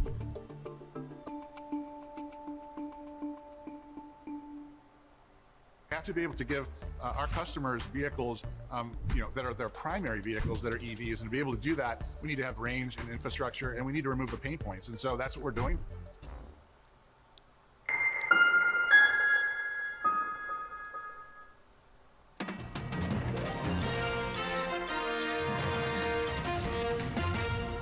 We have got to get inflation behind us.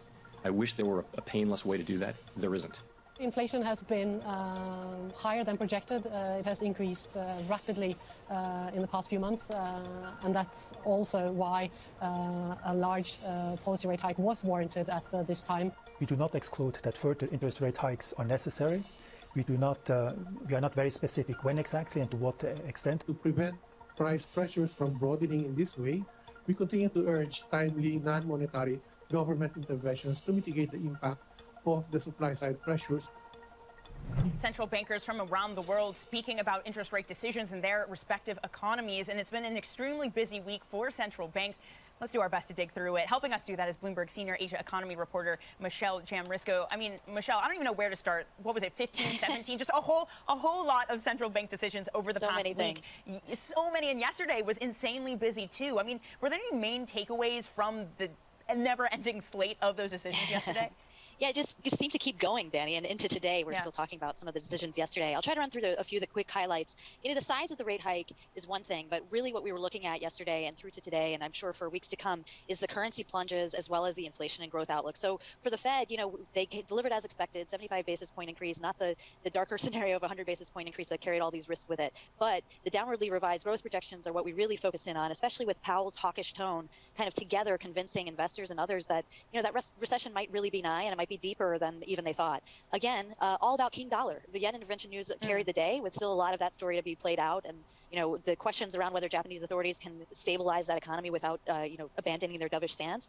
But there and elsewhere, currency weakening was the name of the day. I mean, we heard Felipe Medalla, the Philippine Central Bank, this morning tell BTV that were it not for the Fed and the peso weakening, they would have gone 25 instead of the 50 they did do. So it's clearly having an impact. Even Vietnam yesterday had an emergency hike, not to be left out of the slate of central bank decisions. So we saw that 100 basis point emergency hike there. Just a lot to take in, a bit of FOMO from Vietnam, but others, probably just considering at least surprise decisions, unscheduled decisions in the weeks to come. So a lot to continue to watch out for, even after that big day yesterday. Yeah, this is the thing. Everyone looks behind the curve in the face of a Fed that continues to be aggressive. Only about a minute here, Michelle, but as you've been discussing, I mean, we are seeing central banks having these emergency meetings. So even perhaps not what's on the schedule, but what are you watching? What are we expecting in the weeks ahead from central banks? Yeah, that's right, Danny. A few things. Well, the mounting talk of global recession, of course. I mean, we were mentioning earlier in the week that IMF Chief Georgieva talked about next year definitely feeling like a global recession, even if it wasn't technically one. There's certainly a lot more policymakers coming out and saying this is much more a probability now. Two, how fiscal and monetary authorities work together, the so-called coordination, as we often call it. I mean, we heard Lizzie just talking about how Bank of England was raising that red flag to fiscal authorities who are talking about a big package. And third, what other tools do central bankers employ? We saw Egypt held their rates, but used other tools. I got to jump in there, just out of time, but thank you so much for joining us, Bloomberg senior Asia economy reporter Michelle Jamrisco. Happy Friday, everyone out there. That's it for us at Daybreak. This is Bloomberg.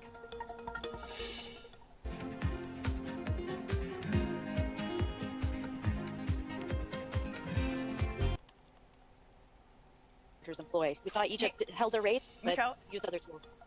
I got to jump in there, just out of time, but thank you so much for joining us, Bloomberg senior Asia economy reporter Michelle Jamrisco.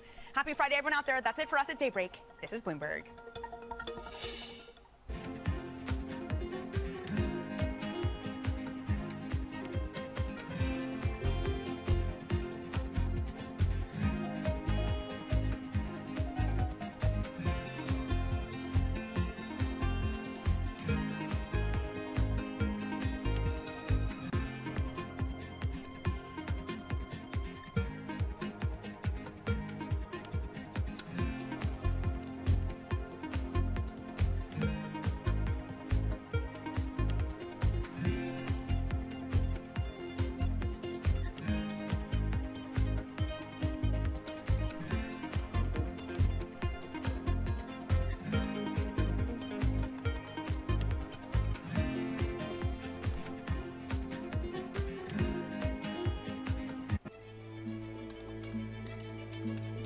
AI is the chance of humankind to really understand itself.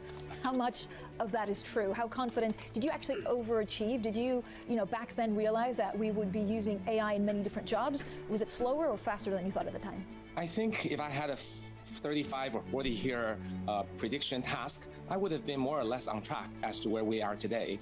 But I would have predicted steady linear increase over time. But instead, the field had very minimal improvements until the last 5 or 10 years. Then it really took off. I think we ended up in the right place, but I was very wrong about the trajectory. To this date, we still know very little about how the brain works, but these machines are getting ever more powerful.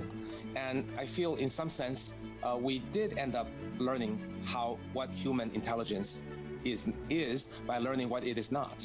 If we exclude all the things machines can do better than us as what makes us unique in our human intelligence, then now we can rule out many, many things, because AI or machine learning has become so good at so many things that what's left must be the key aspects of human intelligence.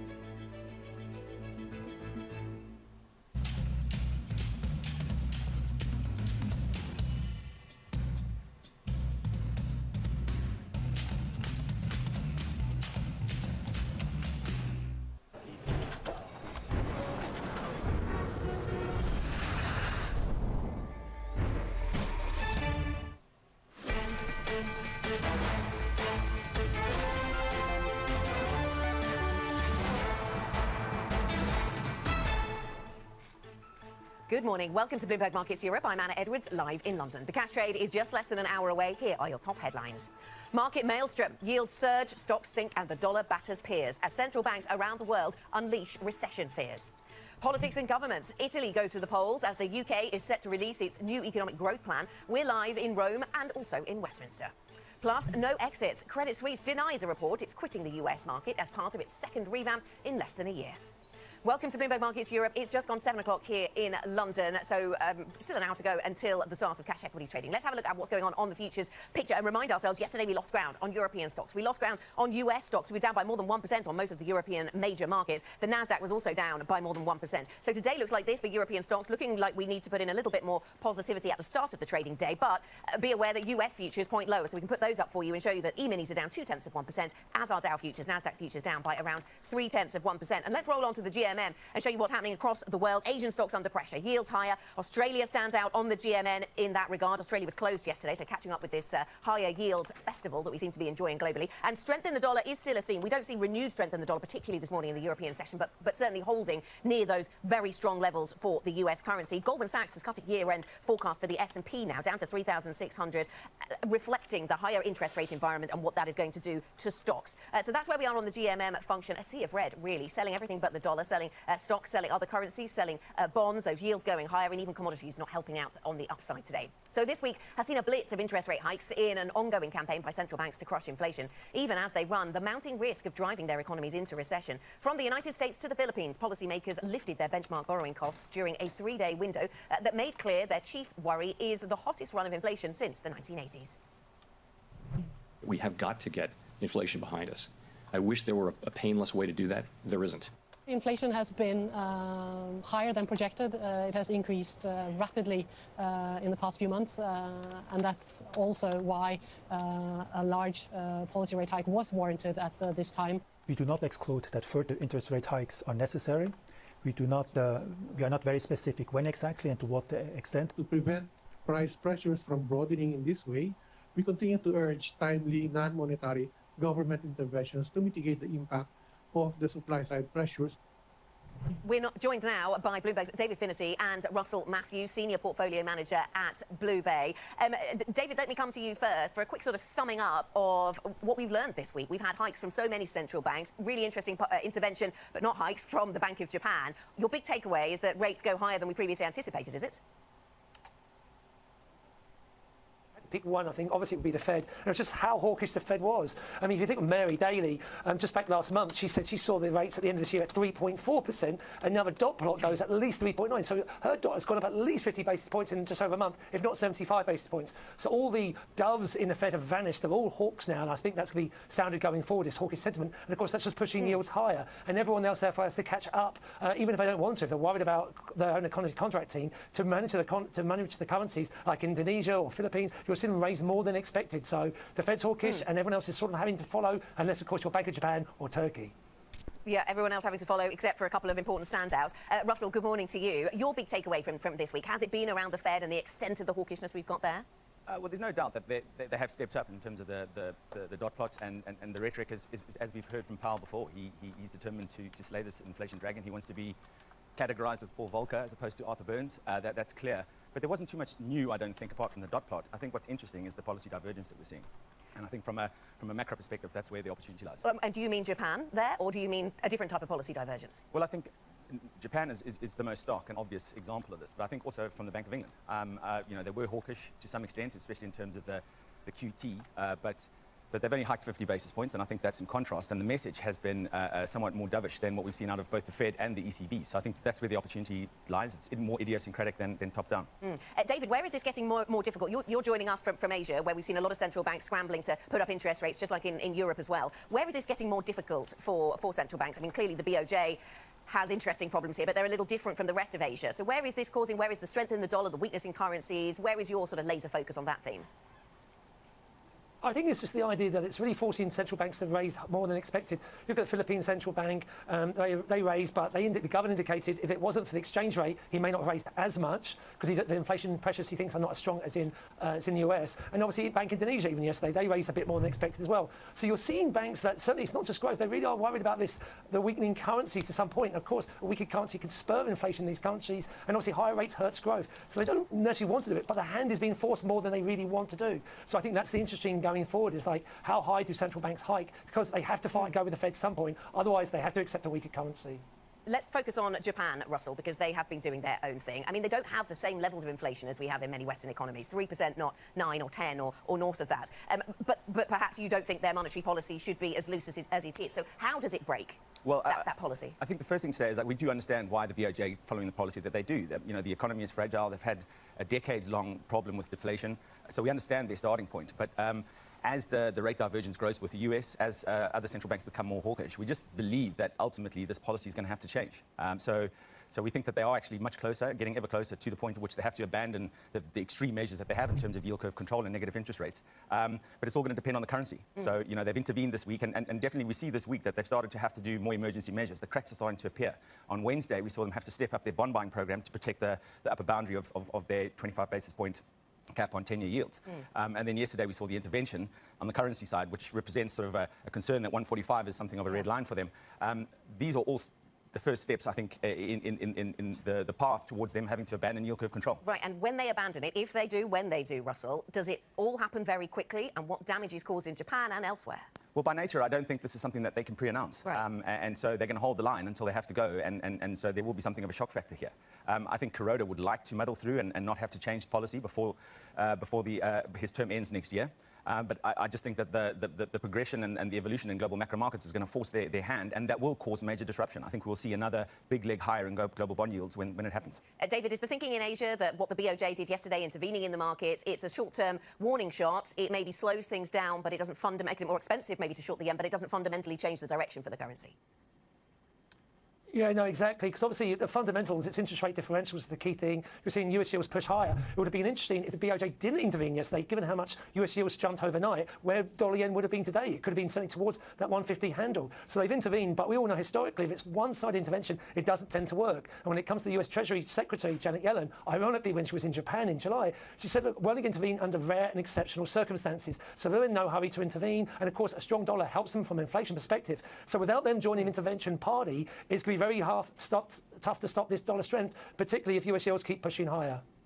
Yeah, no sign of that global coordination just yet. David, thank you very much. David Finney joining us there with the latest on the rate hiking cycle from Bloomberg News. Russell Matthews, Senior Portfolio Manager at Blue Bay, stays with us a little bit longer. We'll turn our attention to Europe with Russell shortly. Coming up, Credit Suisse denies a US investment bank exit after a Reuters report had suggested it was contemplating exiting. More on that story next. Up next, though, on the programme, Italy goes to the polls this weekend. Plus, the UK government is set to unveil its mini budget to stimulate the economy. We will talk politics, where it meets markets. We'll do that next. If you have any questions of your own and you'd like us to put them to our guests, please do get in touch. IB plus TV Go, that is the function to use. It is a misty morning in London. This is Bloomberg. Want to know how to create awesome video?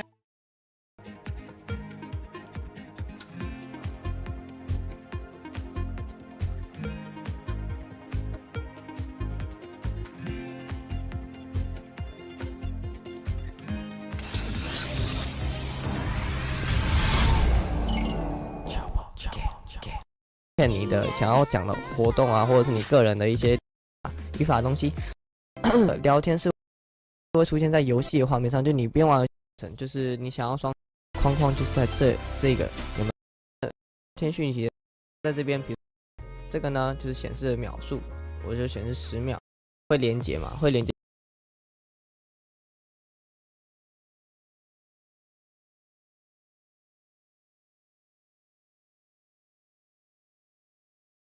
Hello， 大家好，我是宇，今天要来跟大家这个有底色的，然后第二个是它的字好像不改这些是你画面，然后我只要好，那你要开始直播的时候呢，我们刚刚这边已经在等待串流了嘛，对不对？画面之后呢，先把它结束，录影的画面也会很钝，出来天的背景变透明，然后这里的字体去做修改的方法，有自己在用的啦。先把这个网页的画面，好，这边会有一个串流，点开来，然后这个地方服务这个你就选 YouTube， 我去新在网道是有差的，所以这个地方要怎么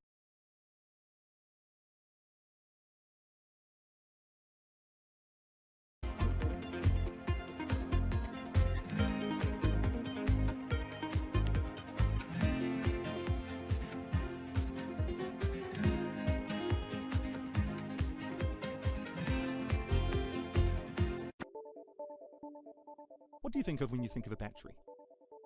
For most, it's what we use to power devices for both work and play, and maybe even your car. Over the past few decades, they've gotten way more powerful, long-lasting, and affordable. But all of this is just a prologue to what the next batteries are going to do. As we drive to an increasingly renewable power-driven grid, we also need to be able to store energy and release it later to cover those periods of weather intermittencies that are driving this new grid that we're in. It's a multi-trillion-dollar opportunity, and it's imperative that we figure out the solution here. How we store energy on a massive scale is in many ways the central challenge of the fight to stop climate change. We will never break, we will never break, build on a foundation strong enough to stay. We will never.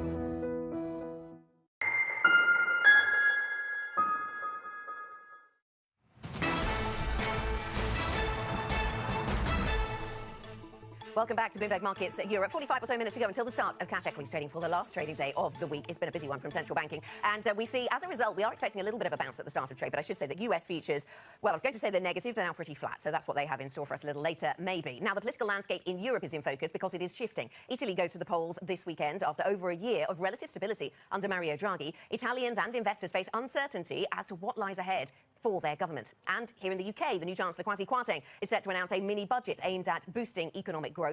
There's a lot going on to dissect all of that. Still with us, Russell Matthews, Blue Bay Asset Management Senior Portfolio Manager. Russell, let's start with the UK then, as we were just mentioning that. In your notes ahead of our conversation, you mentioned that, you know, as many people have, that the government in the UK perhaps deserves some credit for the size and the seriousness with which it's taken the challenges facing the UK economy. Does it pose questions for you about the sustainability of debt, though? Oh, 100%. So, you know, we're happy to give the new Truss government credit for acting decisively and very boldly, but they're undertaking a massive gamble here.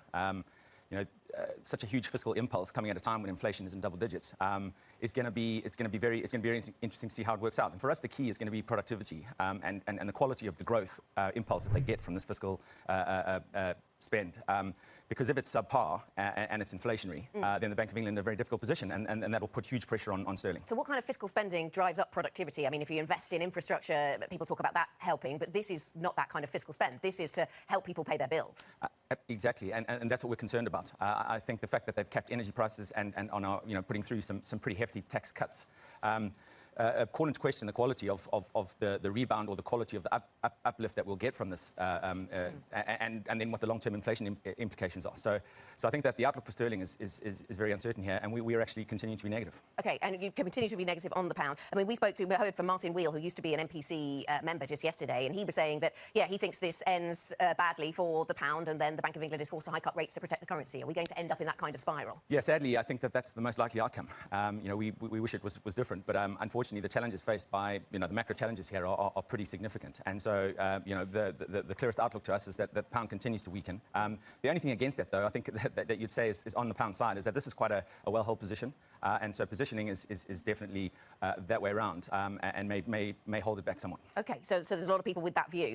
Let me ask you about Italy then. The right-wing coalition looking to be formed as a result of the elections set to take place. That seems to be what a lot of people are talking about. And if we do see that come to pass, what will be most important to you in putting together a government? Is it all about relationship with Brussels?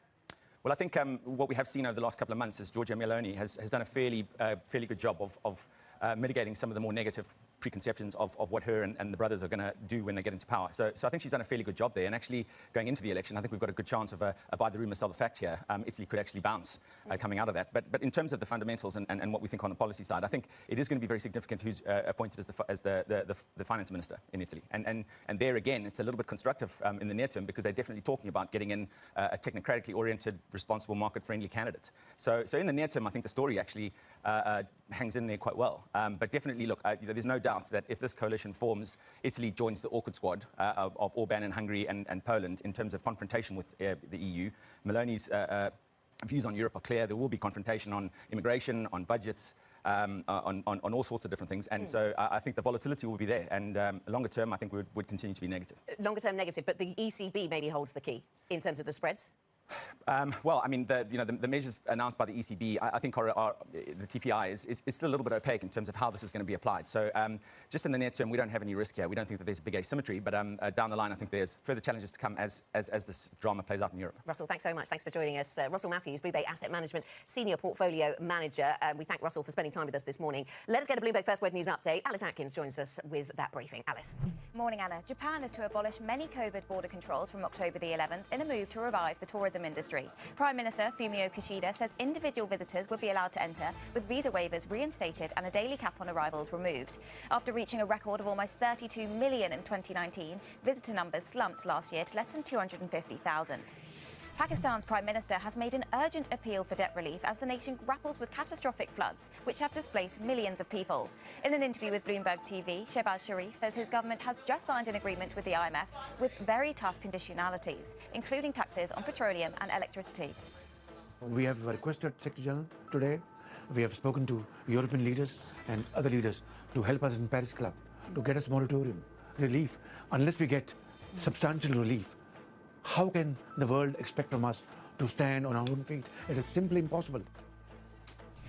Iranian state TV says at least 17 people have now been killed in protests following the death of a woman in police custody. Mahsa Amini died after being arrested by Tehran's so-called morality police for allegedly breaking dress codes. It's triggered the most widespread unrest in nearly 3 years. Protests have been reported in the capital and dozens of towns and cities. And Singapore has overtaken Hong Kong, battered by strict COVID restrictions, to become Asia's top financial centre and the third in the world, according to the Global Financial Centres Index. New York and London remained in the first and second spots, while San Francisco moved up 2 places to make the top 5. 10th place Paris was the only other European city to make the top 15. Global news 24 hours a day, on air and on Bloomberg Quick Take, powered by more than 2,700 journalists and analysts in more than 120 countries. This is Bloomberg. Anna. Alice, thanks very much. Alice Atkins in London. Now, coming up on the programme, will they, won't they? Credit Suisse denies a US investment bank exit after a Reuters report had suggested it was considering that. The stock did move on this yesterday, so we wanted to just catch up with what we know for sure. This is Bloomberg.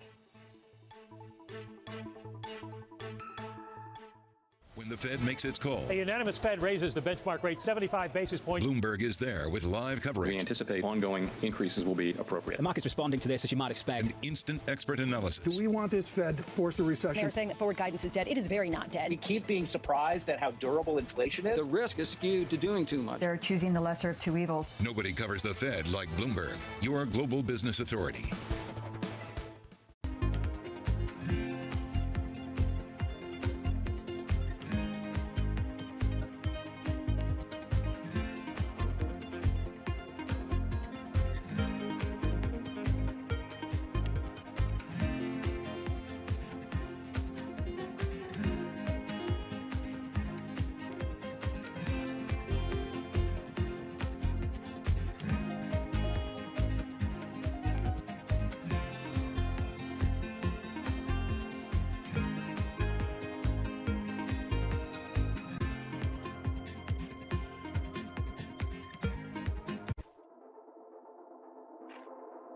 a digital-first approach to the future of work is where the industry and all companies will be heading. Could the future of work not be at home or in the office, but in the metaverse instead?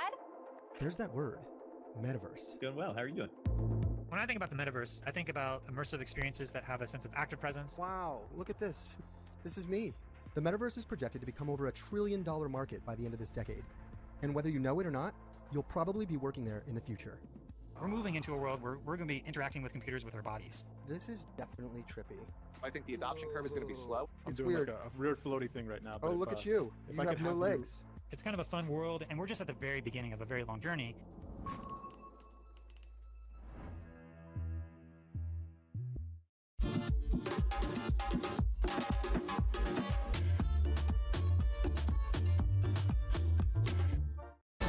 With a major energy crisis and possible recession looming, Italy heads to the polls. Keep it tuned to Bloomberg for up-to-the-minute results and analysis of what it all means to you. Bloomberg, your global business authority.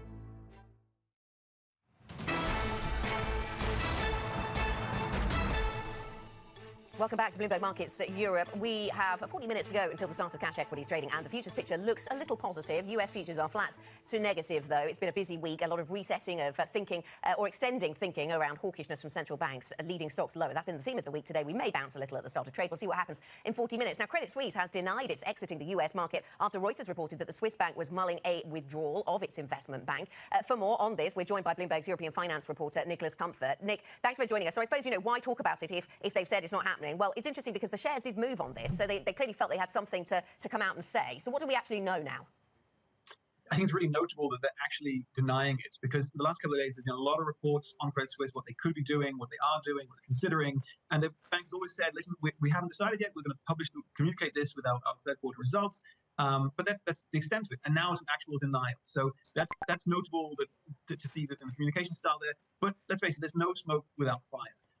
And a lot of the businesses which people think that Credit Suisse will be pulling back from are indeed in the United States. So leverage finance, credit trading is another candidate for which they could be reducing drastically, because they want to be focusing on fewer capital-intensive businesses. So they don't want to be in those businesses which are really consuming so much of their balance sheet, but rather in the advisory side of the business. And so they've come out and said that this is not what they're thinking about. As you say, there is a lot of uncertainty as to what they are going to do next. So when do we get further details? Because this is yet another revamp from Credit Suisse, and we're waiting to find out what direction they head in. When does all of this become clearer, Nick? Well, hopefully with the third quarter results at the end of October. And I mean, one thing they have provided some clarity on, but only a little bit, is the securitized products group. That's a part of the fixed income trading division, a big draw on capital. It had some great years, but analysts are saying that they think that the revenues have shrunk from that business, which then explains maybe why Credit Suisse is thinking about pulling back. We at Bloomberg reported that there are interested parties for this, BNP and Apollo, for example. But there was an interesting note from Citigroup out today saying they may only be interested in individual portfolios of this business rather than the whole thing. And that is the crux for Credit Suisse. They want to be able to deconsolidate this, essentially. They want to be able to attract third-party capital in order to shrink that.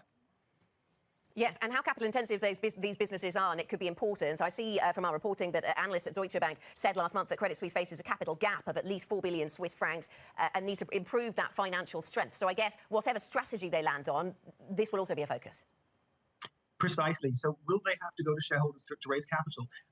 Now, there have been various reports out there saying maybe they will, maybe they don't have to. I mean, that's one of the notable parts of the Reuters report on this. But let's face it, a capital increase at this level, I mean, they're around about the 5 Swiss franc level. That would be intensely painful for the bank's shareholders and for its management. So they really want to avoid that.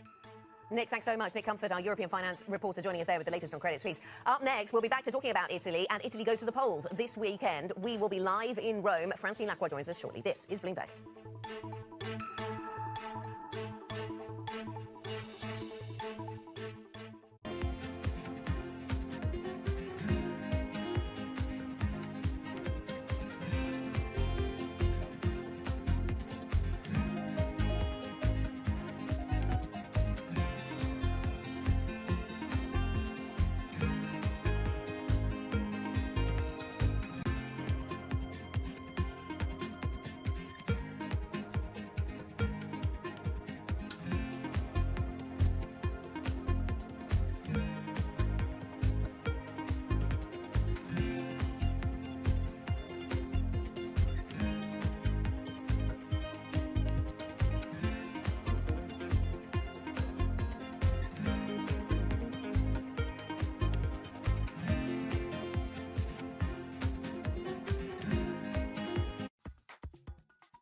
My grandfather got into the mutual fund business because the average investor could not get a diversified stock portfolio, and it was too dangerous to put, your entire savings in just a couple of companies. So the mutual fund was created to give a diversified expert management at a reasonable price.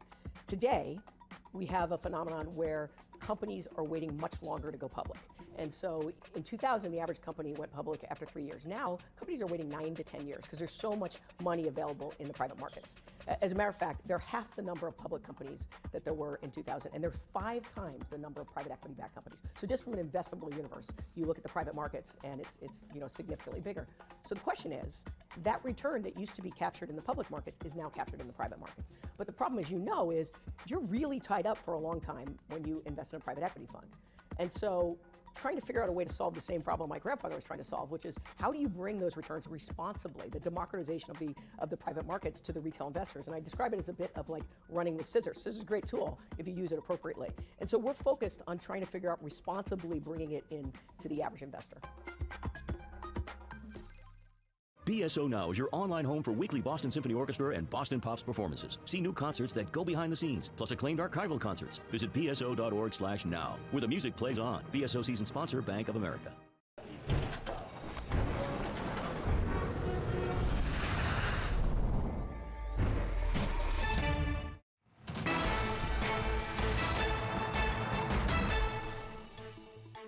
Welcome back to Bloomberg Markets Europe. We have half an hour to go until the start of the last trading session of the week. Here are your top stories. Market maelstrom, yield surge, stocks sink, and the dollar batters peers as central banks around the world unleash recession fears.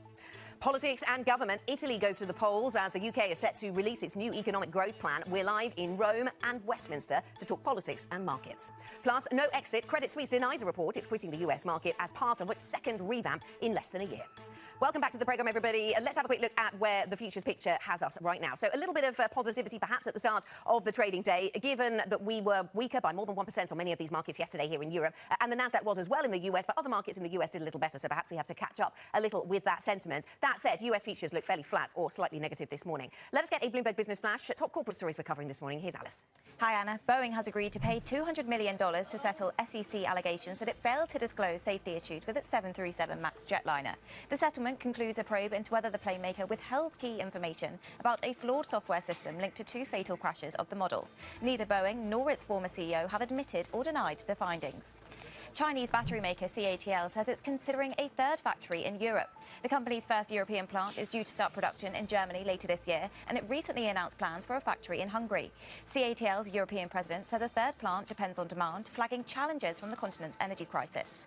And FedEx is cutting flights, deferring projects and closing offices. The courier is seeking savings of as much as $2.7 billion to tackle challenges including slowing demand and a tight labour market. It's also revealed plans to raise shipping rates after withdrawing its annual forecast and posting lower than expected preliminary results.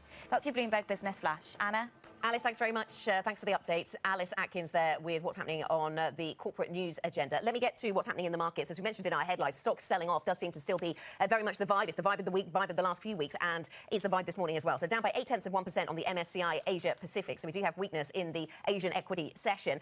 We don't have Japan today, but we do have India, South Korea and the like, and they are trading weaker, down by more than 1%. On FX markets, we do see a little bit of dollar strength. We're not far from those all-time highs on the US dollar, and of course that is what so many countries have been expressing concern about, well, most notably Japan, of course, and intervening in FX markets. They've managed to get that dollar-yen down from 145-ish to 142, so we're having some at least short-term success, but how long that lasts is, of course, a much bigger question. And higher yields very much in focus. Australia was closed yesterday, so catching up on that theme with a big jump in their 5-year yields. So let's think about where politics meet markets. Italy goes to the polls this weekend, bringing fresh uncertainty for investors already fretting over rising interest rates, an energy crunch and a potential recession. Let's turn to our Bloomberg European Market Open anchor, Francine Lacroix, who is, of course, over in Rome for us. Francine, thank you for joining us. Give us the latest on what we're expecting to see here, or what we're braced for, and bring in some external perspective. Anna, thank you so much. I mean, what we're expecting to see, we cannot talk about the polls, but we are expecting a far-right coalition to take over. They will probably take a couple of days or weeks to form a new government. And of course, the focus for the markets is, do they stick to the fiscal plan from the EU? Do they, do everything they can to get that money from the EU Recovery Fund? Remember, it's 1.9 billion that they should receive in December. So for this international outside perspective, we're now joined by Francesco Gaglietti, Chief Executive Officer and founder of Policy Sonar. Thank you, Francesco, for joining us. I mean, this is really crunch time for Italy, because we're expecting Giorgia Meloni, the head of the Brothers of Italy, Italy to take over. It's unclear what she will do because she's Eurosceptic but has said she's not going to touch the EU. She said she wants a recovery fund and won't do anything to undermine it. But then I was at the rally yesterday and she was Italy first. Yes, you're right. You're perfectly right. She remains an enigma wrapped in a mystery in her own way. But let's also be clear about this. In Italy, prime ministers and cabinet members serve at the pleasure of the president. So your questions are to the point, but it will be Mattarella who solves many of these dilemmas. It will be Mattarella who picks the next finance minister, and it will be the finance minister who steers this conversation with the EU. Sorry, but the President of the Republic should not, I mean, on paper, he should not get so involved. I know in the past he's tried to, counsel Italian prime ministers, but if we have an elected government, it's up to the prime minister to choose her cabinet and her administration. Yes and no. Yes and no. That's the thing that's so difficult to explain about the Italian political system. You have elections, you have an elected majority, but you don't have an elected government. The one who appoints the government is the president, and the president, he has ample discretion. And he can say yes, he can say no. Okay, in the past, they've never been involved when there was, I mean, they get involved if it's a technocratic because there was government. no need to. But how can, I mean, we're going off track here, I want to talk about the markets, but why would a President of the Republic, if they are elected democratically in a fair vote, get involved because he doesn't like the policies? We've seen that already once with the current head of state. In 2018, the then elected majority put forward a name, Paolo Savona's name, for the position of Minister of Finance, and that name was rejected by President Mattarella. So he doesn't choose it, he rejects it. What does it mean for the markets? It means that they are in pretty good hands. It means that the guarantor of stability and EU orthodoxy is in place. It means that they can be relaxed. So yesterday at the rally, for me, what was very telling is that you had Matteo Salvini. You don't exactly know, of course, how he'll do in the election, but he'll be part of this government. He was talking about Ron DeSantis, the American Republican. We heard, of course, and we know that Giorgia Meloni is very close to Donald Trump. Are we going to have an Italian government that will be populist to what Trump also did for America, which is Italy first and close the borders? We may have. We may have. What we probably are up to is an Atlanticist anti-EU government. So Meloni is a staunch Atlanticist. Her coalition partners are not Atlanticist, neither Berlusconi nor Salvini. They're rather Putin-leaning. But when it comes to the EU, I see lots of fog. With Draghi, we were kind of spoiled. We were used to believe that Italy belongs in the same club with France and Germany. With Meloni, I'm not sure. It may be Poland, it may be Hungary. And this is, I guess, a concern of the markets when Draghi stepped down, is that we don't really know. She's Eurosceptic by nature, but has said she will not be Eurosceptic as Prime Minister. She said she will stick to EU rules, but unclear what she'll do with the debt pile. Are you worried that the markets, at the end of the day, will be her only opposition? You know what? I think that Meloni, maybe not out of conviction, but out of sheer necessity, relies a great deal on Mario Draghi. Mario Draghi himself has been accused of being Meloni's own personal coach. And that sounds very reassuring to me, and I'm sure it is for capital markets as well. So what do you think we'll see in the next couple of weeks? Again, we can't talk about the polls, and we don't really know what will happen. I guess the concern would be that they have such a big majority that they can change the constitution, and that would lead to a France-style choosing of the next president. Yes, but before we get there, in the middle of October, we will see what the chemistry looks like within the right-wing coalition. Because we want to see how Meloni deals with Salvini and Berlusconi, who becomes the Speaker of the Senate, who becomes the Speaker of the House. That will be a good indicator. And then moving forward, I think by the beginning of November, we will have a new cabinet. Francesco, thank you so much, as always, for joining us on this beautiful... I mean, I don't think anyone, Anna, was listening to what we were saying, because they're just looking at Castel Sant'Angelo and then the Vatican in the background. That was Francesco Gaglietti, Chief Executive and Founder of Policy Sonar. Very smart people who put together this programme are focused only on the content, Francine, but I would be lying. There have been comments about the beautiful view. Francine, thank you very much for that. The view and the illuminating conversation. Francine Lacroix in Rome for us. Let's go from Rome to Hong Kong in terms of news flow. Hong Kong is going to be letting travellers into restaurants and bars after 3 days. This has been a fast-moving situation this week. We talked earlier on in the week to our colleagues who were bracing for changes in all of the COVID restrictions around Hong Kong. So this, another one moving in that direction. Better news for those visiting, no doubt. Now, plenty more coming up from Westminster today. The UK government is set to unveil its mini-budget to stimulate the economy. Good views, less good weather here in London. We'll have more on what's happening politically here in the UK today. That's coming up next. This is Bloomberg.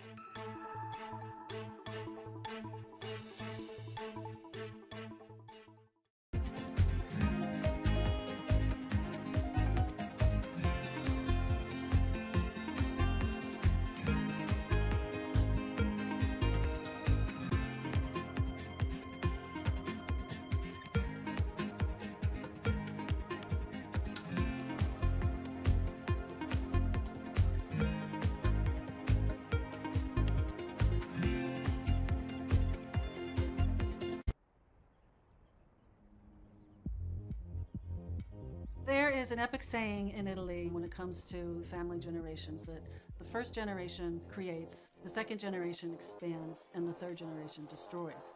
And that's almost what happened in the Gucci story. So hate and love together. Now I would have a much more experience about for those who says I love you and then betrayed you. The Gucci family was the strength, but also the weakness of the label. The situation became dire with Gucci's finances. They were not able to pay salaries. They were not able to pay suppliers. Gucci's really teetering on the brink at this stage.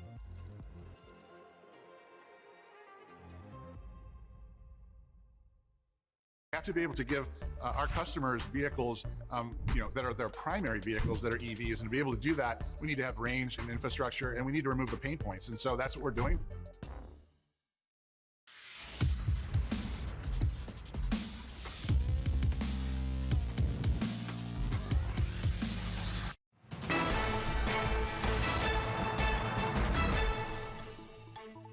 Welcome back to Bloomberg Markets Europe. We still have 18 minutes to go until the start of the European equity trading session, and European stocks are expected to go a little bit higher this morning, up by 0.2% on FTSE futures this hour. Now, the UK government is set to announce its mini budget today aimed at boosting economic growth. It comes after the Bank of England delivered a second consecutive half-point interest rate hike in its battle to bring down inflation. Former MPC member Martin Wheel is warning the UK's plans may end in tears. We've had other previous experiences where chancellors have gone for growth. The most famous examples were the dash for growth in the 1960s and then the Barber boom in the 1970s, and they both ended in tears. And I must say I expect the same sort of thing will happen with Kwarteng's policy, that there'll probably be, although I wouldn't like to say when, there'll probably be a clear run on the pound, and then the Bank of England will be forced to put up interest rates to stabilise the exchange rate, much as we had in 1976. Those are the views of Martin Wheel then. Let's backpedal slightly and find out what is exactly expected to be announced today. Bloomberg's Lizzie Burden joins us with details. Lizzie, what do we know then about what's going to be in this fiscal package? Well, Anna, a lot of it's been leaked. We're expecting about 30 measures centred on tax cuts. Liz Truss says she wants simpler, lower taxes. So we're expecting a cancellation of the planned corporation tax rise or even a cut. We're expecting a reversal of the payroll tax rise, that's already been announced, and potentially a stamp duty cut. We're also expecting a raft of measures to boost competitiveness in the city post-Brexit, including scrapping the banker's bonus cap. And all of this is intended to boost growth. So we're expecting Kwasi Kwarteng to set a 2.5% annual growth rate target. OK, so that's the growth target. That's the overall message we're expecting to hear from the government. Now, Lizzie, stay with us, and let's bring into the conversation Gerard Lyons, NetWealth's Chief Economic Strategist. And Gerard, you can correct this if this is not right, but I have read informal advisor to the Liz Truss government. Tell me if that's true, but definitely previously an advisor, of course, to Boris Johnson when he was Mayor of London. So well connected is the point. Gerard, let me ask you then what you would expect the net result of these pro-growth policies to be. We were hearing from the former MPC member there, Martin Wheel, who was saying that he thinks this will end in tears. He thinks it ends with a run on the pound and higher interest rates. What's your view?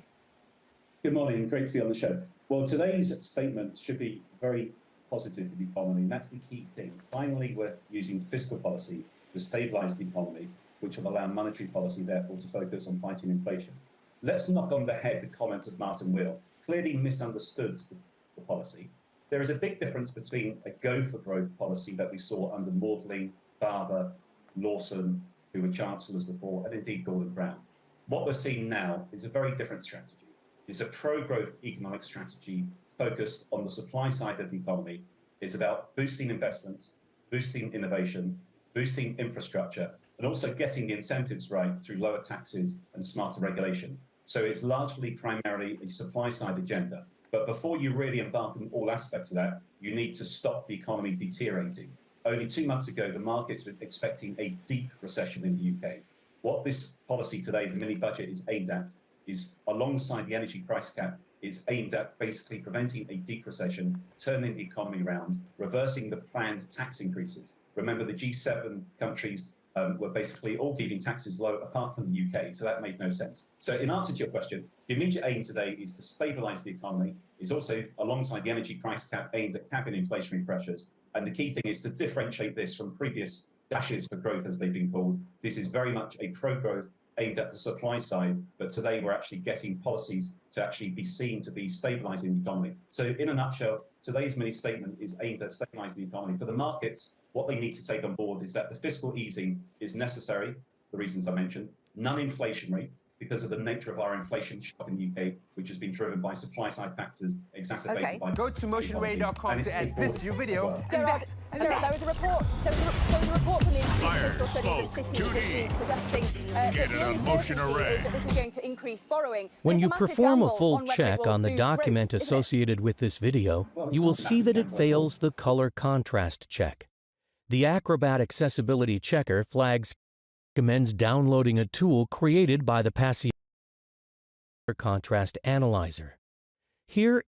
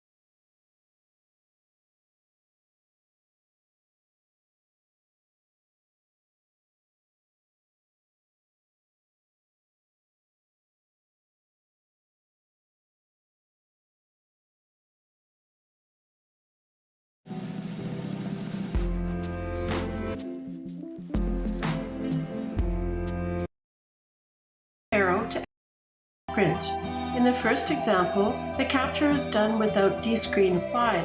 The capture is to making Acrobat work faster for you. Rather than working from the right-hand pane, take a minute and add the tools you need to the Quick Tools toolbar. Right-click in the toolbar area and choose Customize Quick Tools. Open the tool set you're going to work with, in this case, Enhance Scans. Select the tool you need, such as the Enhance tool. Click the plus up arrow to add the tool to the toolbar. Click Save to close the dialog. Here's our new tool ready to use. First up, I have a terribly crooked page, something that can Acrobat test Photoshop to correct the contrast. Enhance Scans. Select the tool you need that work faster for you. Rather than working from the right-hand pane, take a minute and add the tools you need to the Quick Tools toolbar. Right-click in the toolbar area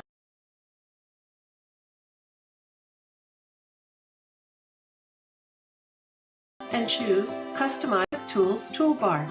Right-click in the toolbar area and choose Customize Quick Tools. Open the tool set you're going to work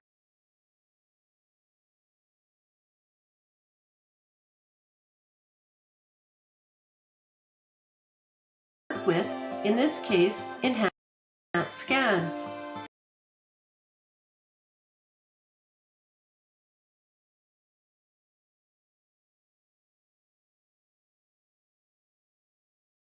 Select the tool you need, such as the Enhance tool. Click the plus up arrow to add the tool to the toolbar. Click Save to close the dialog. Here's our new tool ready to use. First up, I have a terribly crooked page, something that can happen when you scan. To fix it, click Enhance Scans, Scan Document.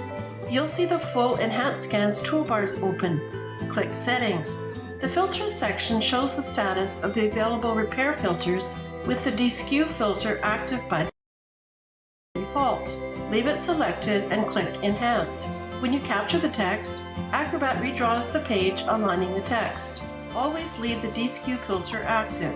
The next tool we'll look at is background removal, useful for slightly muddy-looking pages, but I've got a real test. Here's a page from a book written in the 1600s. The pages are very dark with poor contrast and a darkened bleed behind the letters. I've got one version of my page adjusted in Photoshop to correct the contrast and another one with the background removed. I'll set the background removal to high and capture the text. If I then activate the suspects and click Review Recognized Text, you'll see some significant differences. In the unaltered scan, accident and a very dark with poor contrast and a darkened bleed behind the letters. I've got one version of my page adjusted in Photoshop to correct the contrast and another one with the background removed. I'll set the background removal to high and capture the text. If I then activate the suspects and click Review Recognized Text, you'll see some significant differences. In the unaltered scan, the text capture is surprisingly good, although there are quite a few suspects and some unidentified errors. The scan from the page with corrected contrast is far better, both in terms of suspects and missed errors. The black and white scan is useless, with virtually every text string a suspect. The takeaway? Background removal works best when the page has a decent amount of contrast. Next up, let's look at descreening. Notice on this page that the text is surrounded by little dots, which can occur when you scan newsprint. In the first example, the capture is done without descreen applied. The capture is too bad, but let's try with the descreen filter. There really isn't any improvement in the capture. Descreen can't improve this scan, although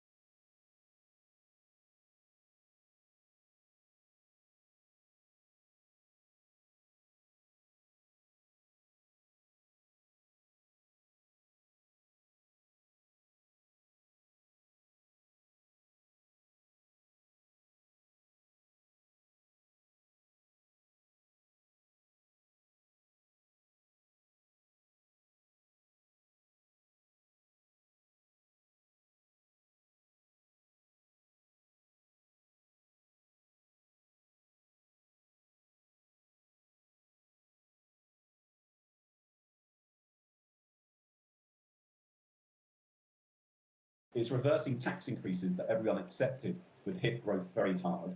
Also, it's basically alongside the energy price cap. If we had not had the energy price cap announced and unveiled a couple of weeks ago, energy prices have risen much further. So what the policy is doing is taking the risk of higher energy prices away from businesses for the next 6 months and away from people for the next 18 months and putting them on borrowing. So basically, the policy measures are very much aimed at preventing the economy weakening further. That's not a gamble. That's a sensible policy aim.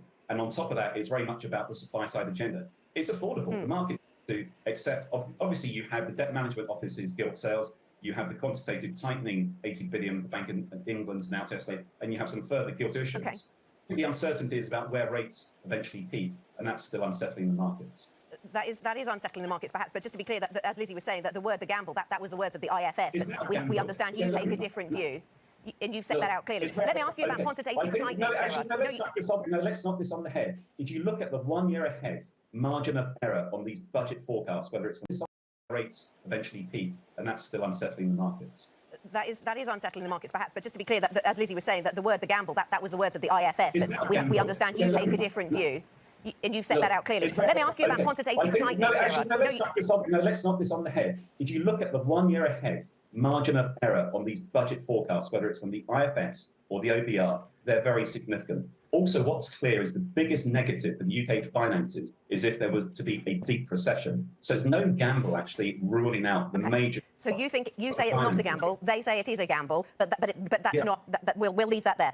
Let me ask you about quantitative tightening. You say that you seem to suggest that the markets will have enough appetite for all the debt that is coming their way, whether that is through QT from the Bank of England or whether that's new borrowing from the government. Why are you so sure about that? The key issue in the UK is that basically where do interest rates eventually settle? That's the unsettling issue for the markets. In terms of the funding, yields are still relatively low, even though they've risen over the last year quite significantly. Relative to inflation, they're still pretty low. And the key issue is basically the balance of policy and how that turns out in terms of impacting growth and inflation. If we take, for instance, inflation, only 4 weeks ago, Citibank was saying inflation would peak above 18%. Goldman's was saying it would peak above 22%. Now the consensus is that inflation peaks around 11%. Each 1% off inflation takes 6 billion off UK borrowing over next year. So the markets need to be convinced about inflationary pressures settling. I think they need, given your questions, also to be reassured about the growth picture. Obviously, there is still a slowdown. The European picture generally is still pretty difficult. But on top of that is about the Bank of England. And the trouble with the bank is that last year they got it badly wrong. And the challenge is whether they actually get it right this year. They have a self-made credibility gap. Their communication is not particularly good. So the most unsettling feature still for the markets, in my opinion, is where policy rates settle in the UK. But what we have, in a nutshell, to conclude, really, is that what we're seeing is a change in focus of policy. Fiscal policy is there to stabilise the economy, and fiscal discipline about reducing debt to GDP is the thing for the markets to focus on. And that will allow monetary policy to fight in terms of the inflationary pressures. Gerard, thanks very much for your time. We appreciate it. Gerard Lyons, Net Wealth Investments, Chief Economic Strategist. And thanks to our colleague Lizzie Burden for setting that up for us. Coming up on the programme, we'll look at your stocks to watch, including L'Oreal, as the French beauty products maker signs an agreement to buy a skincare company. This is Ringback.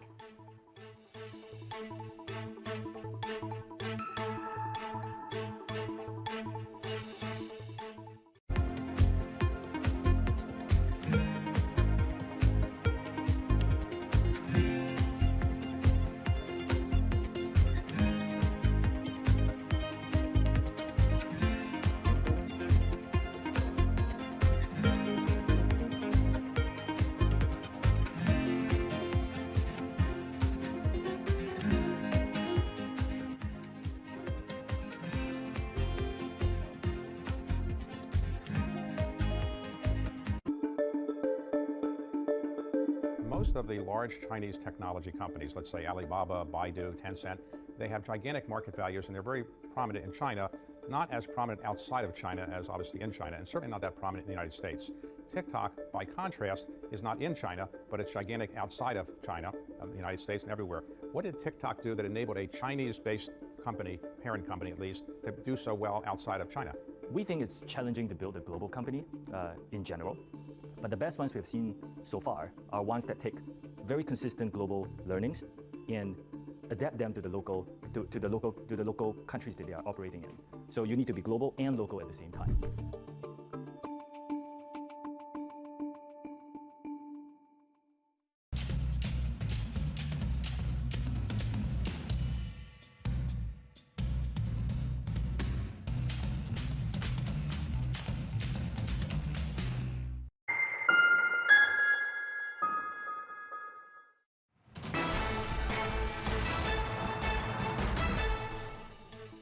Welcome back to Bloomberg Markets Europe. 7 minutes until the start of cash equities trading, and the futures picture looks, well, flat to positive this Friday morning. Let's get the stocks that we're watching. Laura Wright has a breakdown. L'Oreal, let's start with L'Oreal. Yeah, L'Oreal, well, they've signed an agreement to buy the US skincare brand Skin Better Science. Right now, there are no deal terms, but it is expected to complete in the fourth quarter. Now, this is a small deal for L'Oreal, but in a lucrative and fast-growing market. L'Oreal's USA CEO David Greenberg said he's confident that the brand will strengthen L'Oreal's North American dermatological beauty business. L'Oreal likes skincare. They bought the brand CeraVe back in 2017. They've turned that into a billion-dollar business. L'Oreal, they're acquisitive by nature and they are opportunistic. Now, interesting, in the press release, there was a note on plastic surgery, and it shows L'Oreal are anticipating continued growth in this market, which Skincare Better Science helps with. OK, interesting one to watch. We'll keep an eye on that. What about Sabadell in the banking sector? Yeah, the Spanish lender in discussions to sell its payments business. This is not a new headline. Bloomberg News first reported on this back in February of this year. Now, a divestment of this kind would follow Banco Sabadell's rival CaixaBank. I spoke with one of our Bloomberg intelligence analysts this morning who told me the sector, well, Spanish banks, they're pretty strong fundamentally. The economy is recovering quickly because of the return to tourism, and there has been progressive balance sheet de-risking over the last few years. And UK stocks in focus. We just heard from Lizzie Burden, had a conversation about what to expect from this fiscal event today, or a mini budget. Which of the stocks in focus? Well, specifically retailers, pubs, home builders and utilities. Look, there is a widely expected halt to planned corporation tax rises, and there is room for some short-term positivity for UK stocks. Look, traders bearish on sterling. The FTSE 250 down 21% year to date. Thanks very much for that, Laura Wright, with the stocks there in focus. The Open is up next. Futures are pointing a little bit higher for Europe, but the US futures picture looks a little more negative, down by around 1/4% on Nasdaq futures. E-mini futures down by 0.2%. The Open for European stocks is up next this Friday. This is Bloomberg.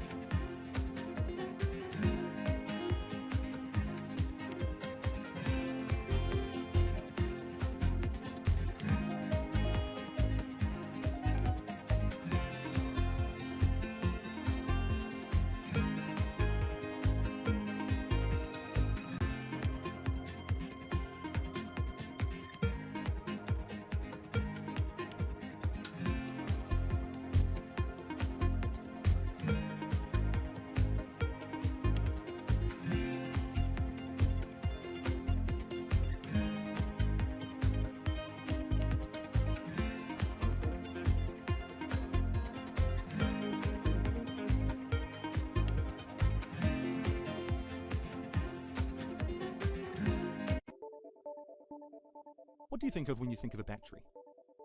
For most, it's what we use to power devices for both work and play, and maybe even your car. Over the past few decades, they've gotten way more powerful, long-lasting, and affordable. But all of this is just a prologue to what the next batteries are going to do. As we drive to an increasingly renewable power-driven grid, we also need to be able to store energy and release it later to cover those periods of weather intermittencies that are driving this new grid that we're in. It's a multi-trillion-dollar opportunity, and it's imperative that we figure out the solution here. How we store energy on a massive scale is in many ways the central challenge of the fight to stop climate change. Power, policy, politics. From the White House to the Hill, Bloomberg covers the leaders in legislation. That was really a tectonic shift for this White House. The theory of this bill, as I understand it, is there'll be a multiplier effect. How do Democrats mobilize specifically younger voters? Bringing you the political news you need to know. The president has made it very clear that this is a significant focus. For the intersection of Wall Street and Washington, nobody covers politics like Bloomberg. We will never break. We will never break. Build on a foundation strong enough to stay. We will never. This is Bloomberg Daybreak with Lee. On Bloomberg Radio. Welcome to Daybreak Australia. This is Bloomberg Technology. Welcome to Bloomberg, the lineup.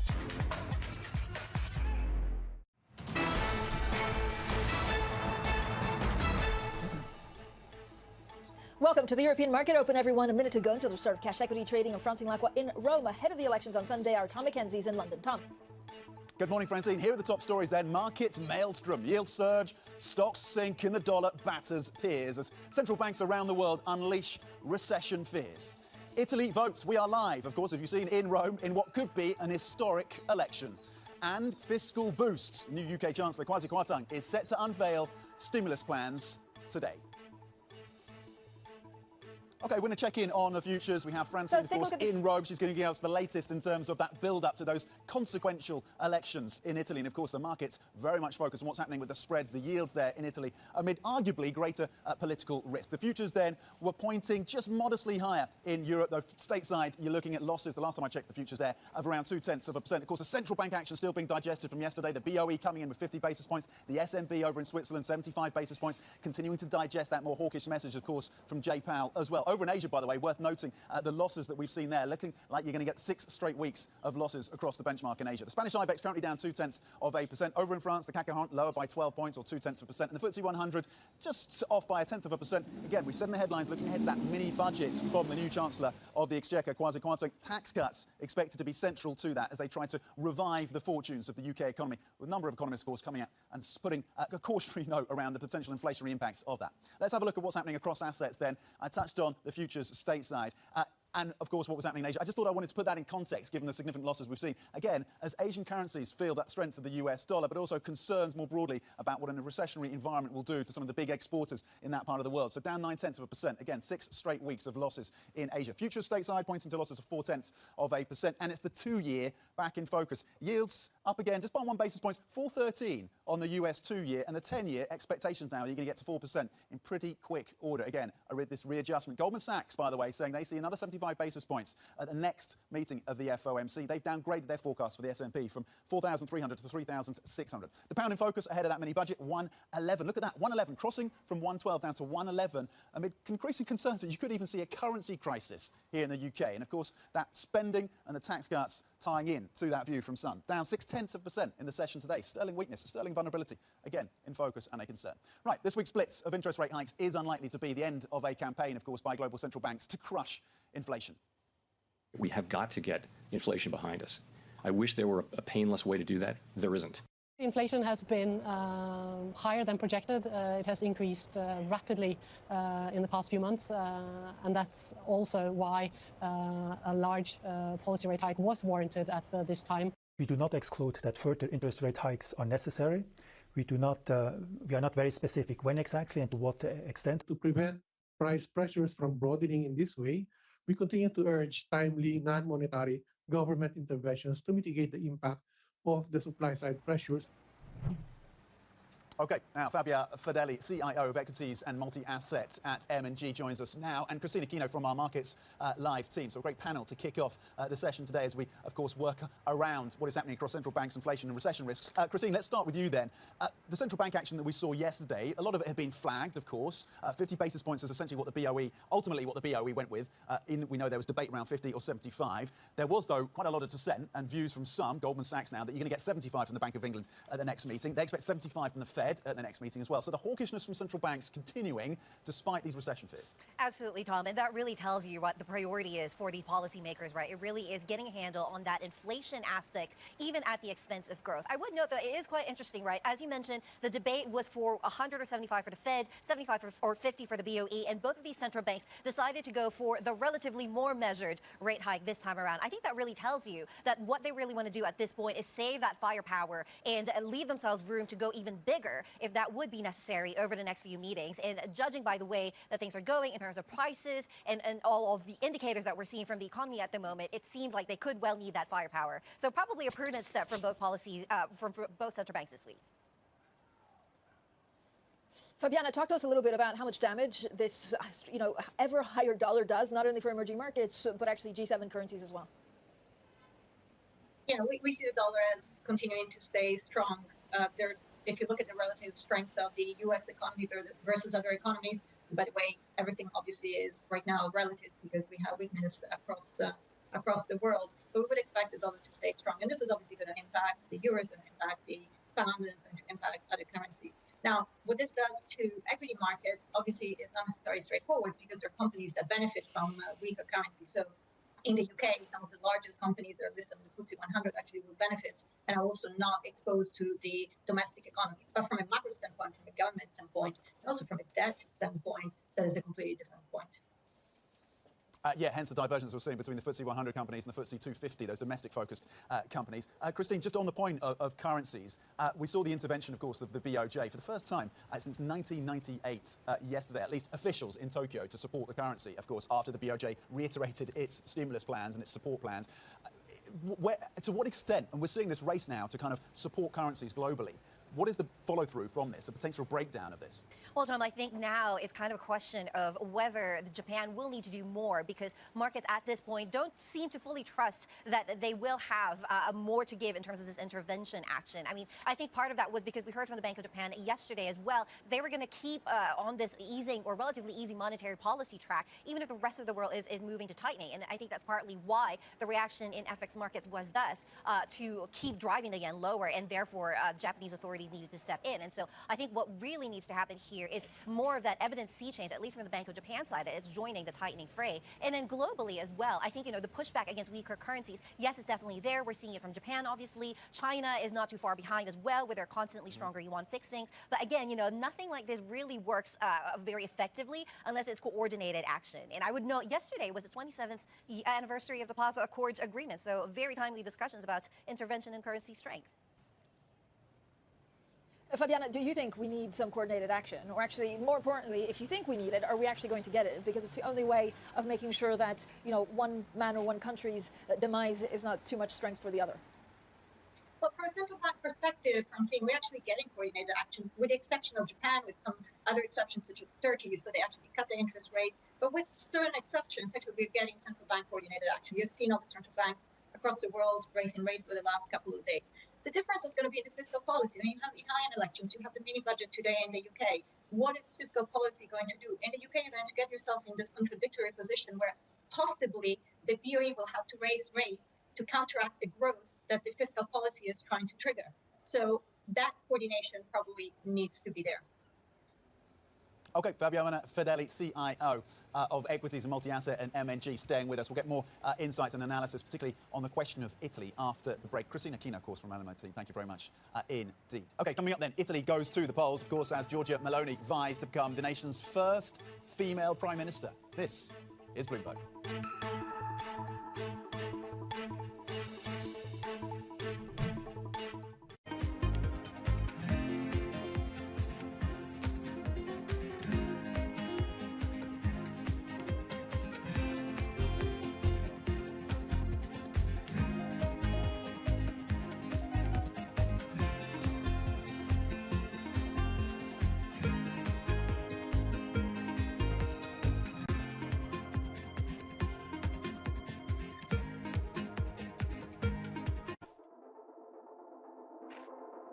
A digital-first approach to the future of work is where the industry and all companies will be heading. Could the future of work not be at home or in the office, but in the metaverse instead?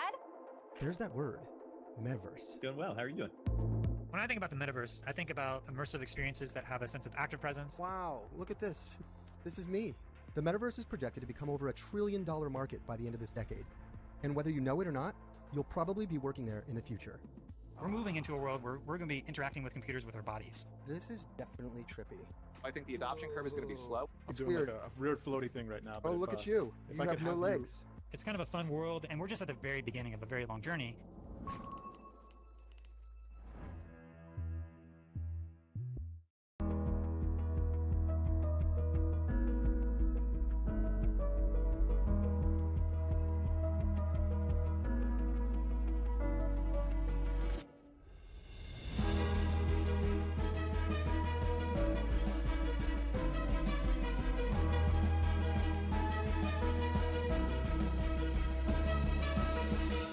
BSO Now is your online home for weekly Boston Symphony Orchestra and Boston Pops performances. See new concerts that go behind the scenes, plus acclaimed archival concerts. Visit bso.org/now, where the music plays on. BSO season sponsor, Bank of America.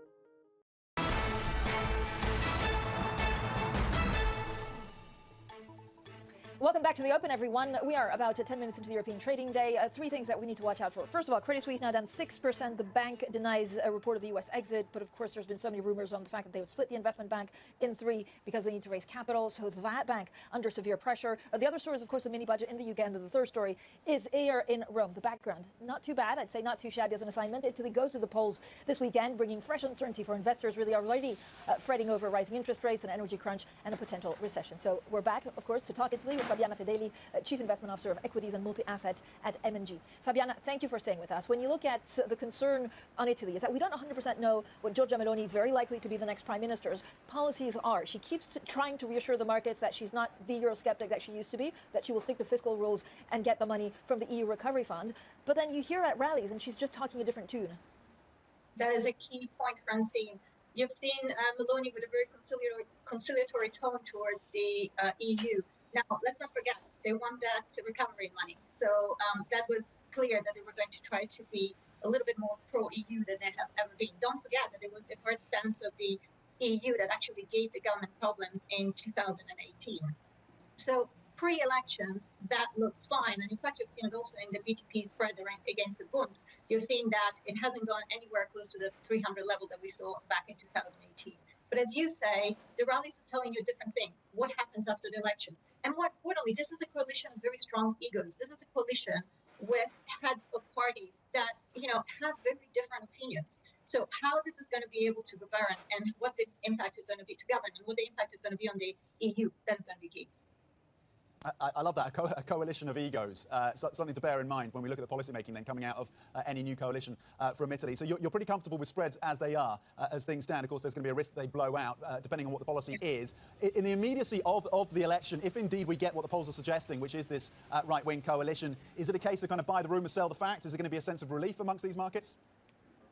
I don't think so, Tom. I actually think the risk is on those spreads, just because they haven't risen as much as we have seen them rise in the past and when we had a similar election environment. So the risk is clearly on the Treasury side here, and possibly also on internal demand. To some extent, it will have a reflection also on the equity market because cost of funding would go up, but less so there and more on the BTPs.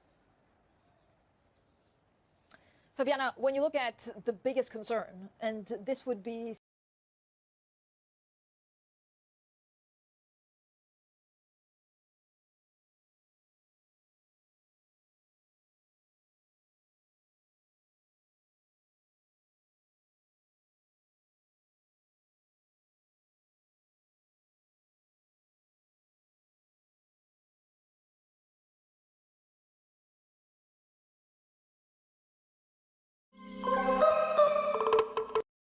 Hi, I'm Danielle Lucia, and today I'd like to talk to you about how to interpret a statistical shape model in the Materialized Mimics Innovation Suite. The manipulation. And in this example, I'll explain to you how a femur can be used in a statistical shape modeling sense. Right now, what we're looking at on the screen is the average of 73 different CT scans that have been combined using statistical shape modeling techniques, and the average model here has been created for us. What you see if you take a look at the properties of this femur is that, as I mentioned before, there are 73 different cases that have gone into building this one single shape model, and it also explains the age range as well as the region of the world where the scans were collected from. If you look towards the bottom in the different modes, what you'll start to see in each mode is a shape changer. And what I mean by that is, for example, in mode 1, if we move our slider across left to right, think of this as moving along that bell curve that you saw in the image before. As you move to the left, you're looking at a smaller population, a standard deviation of -3 or -4.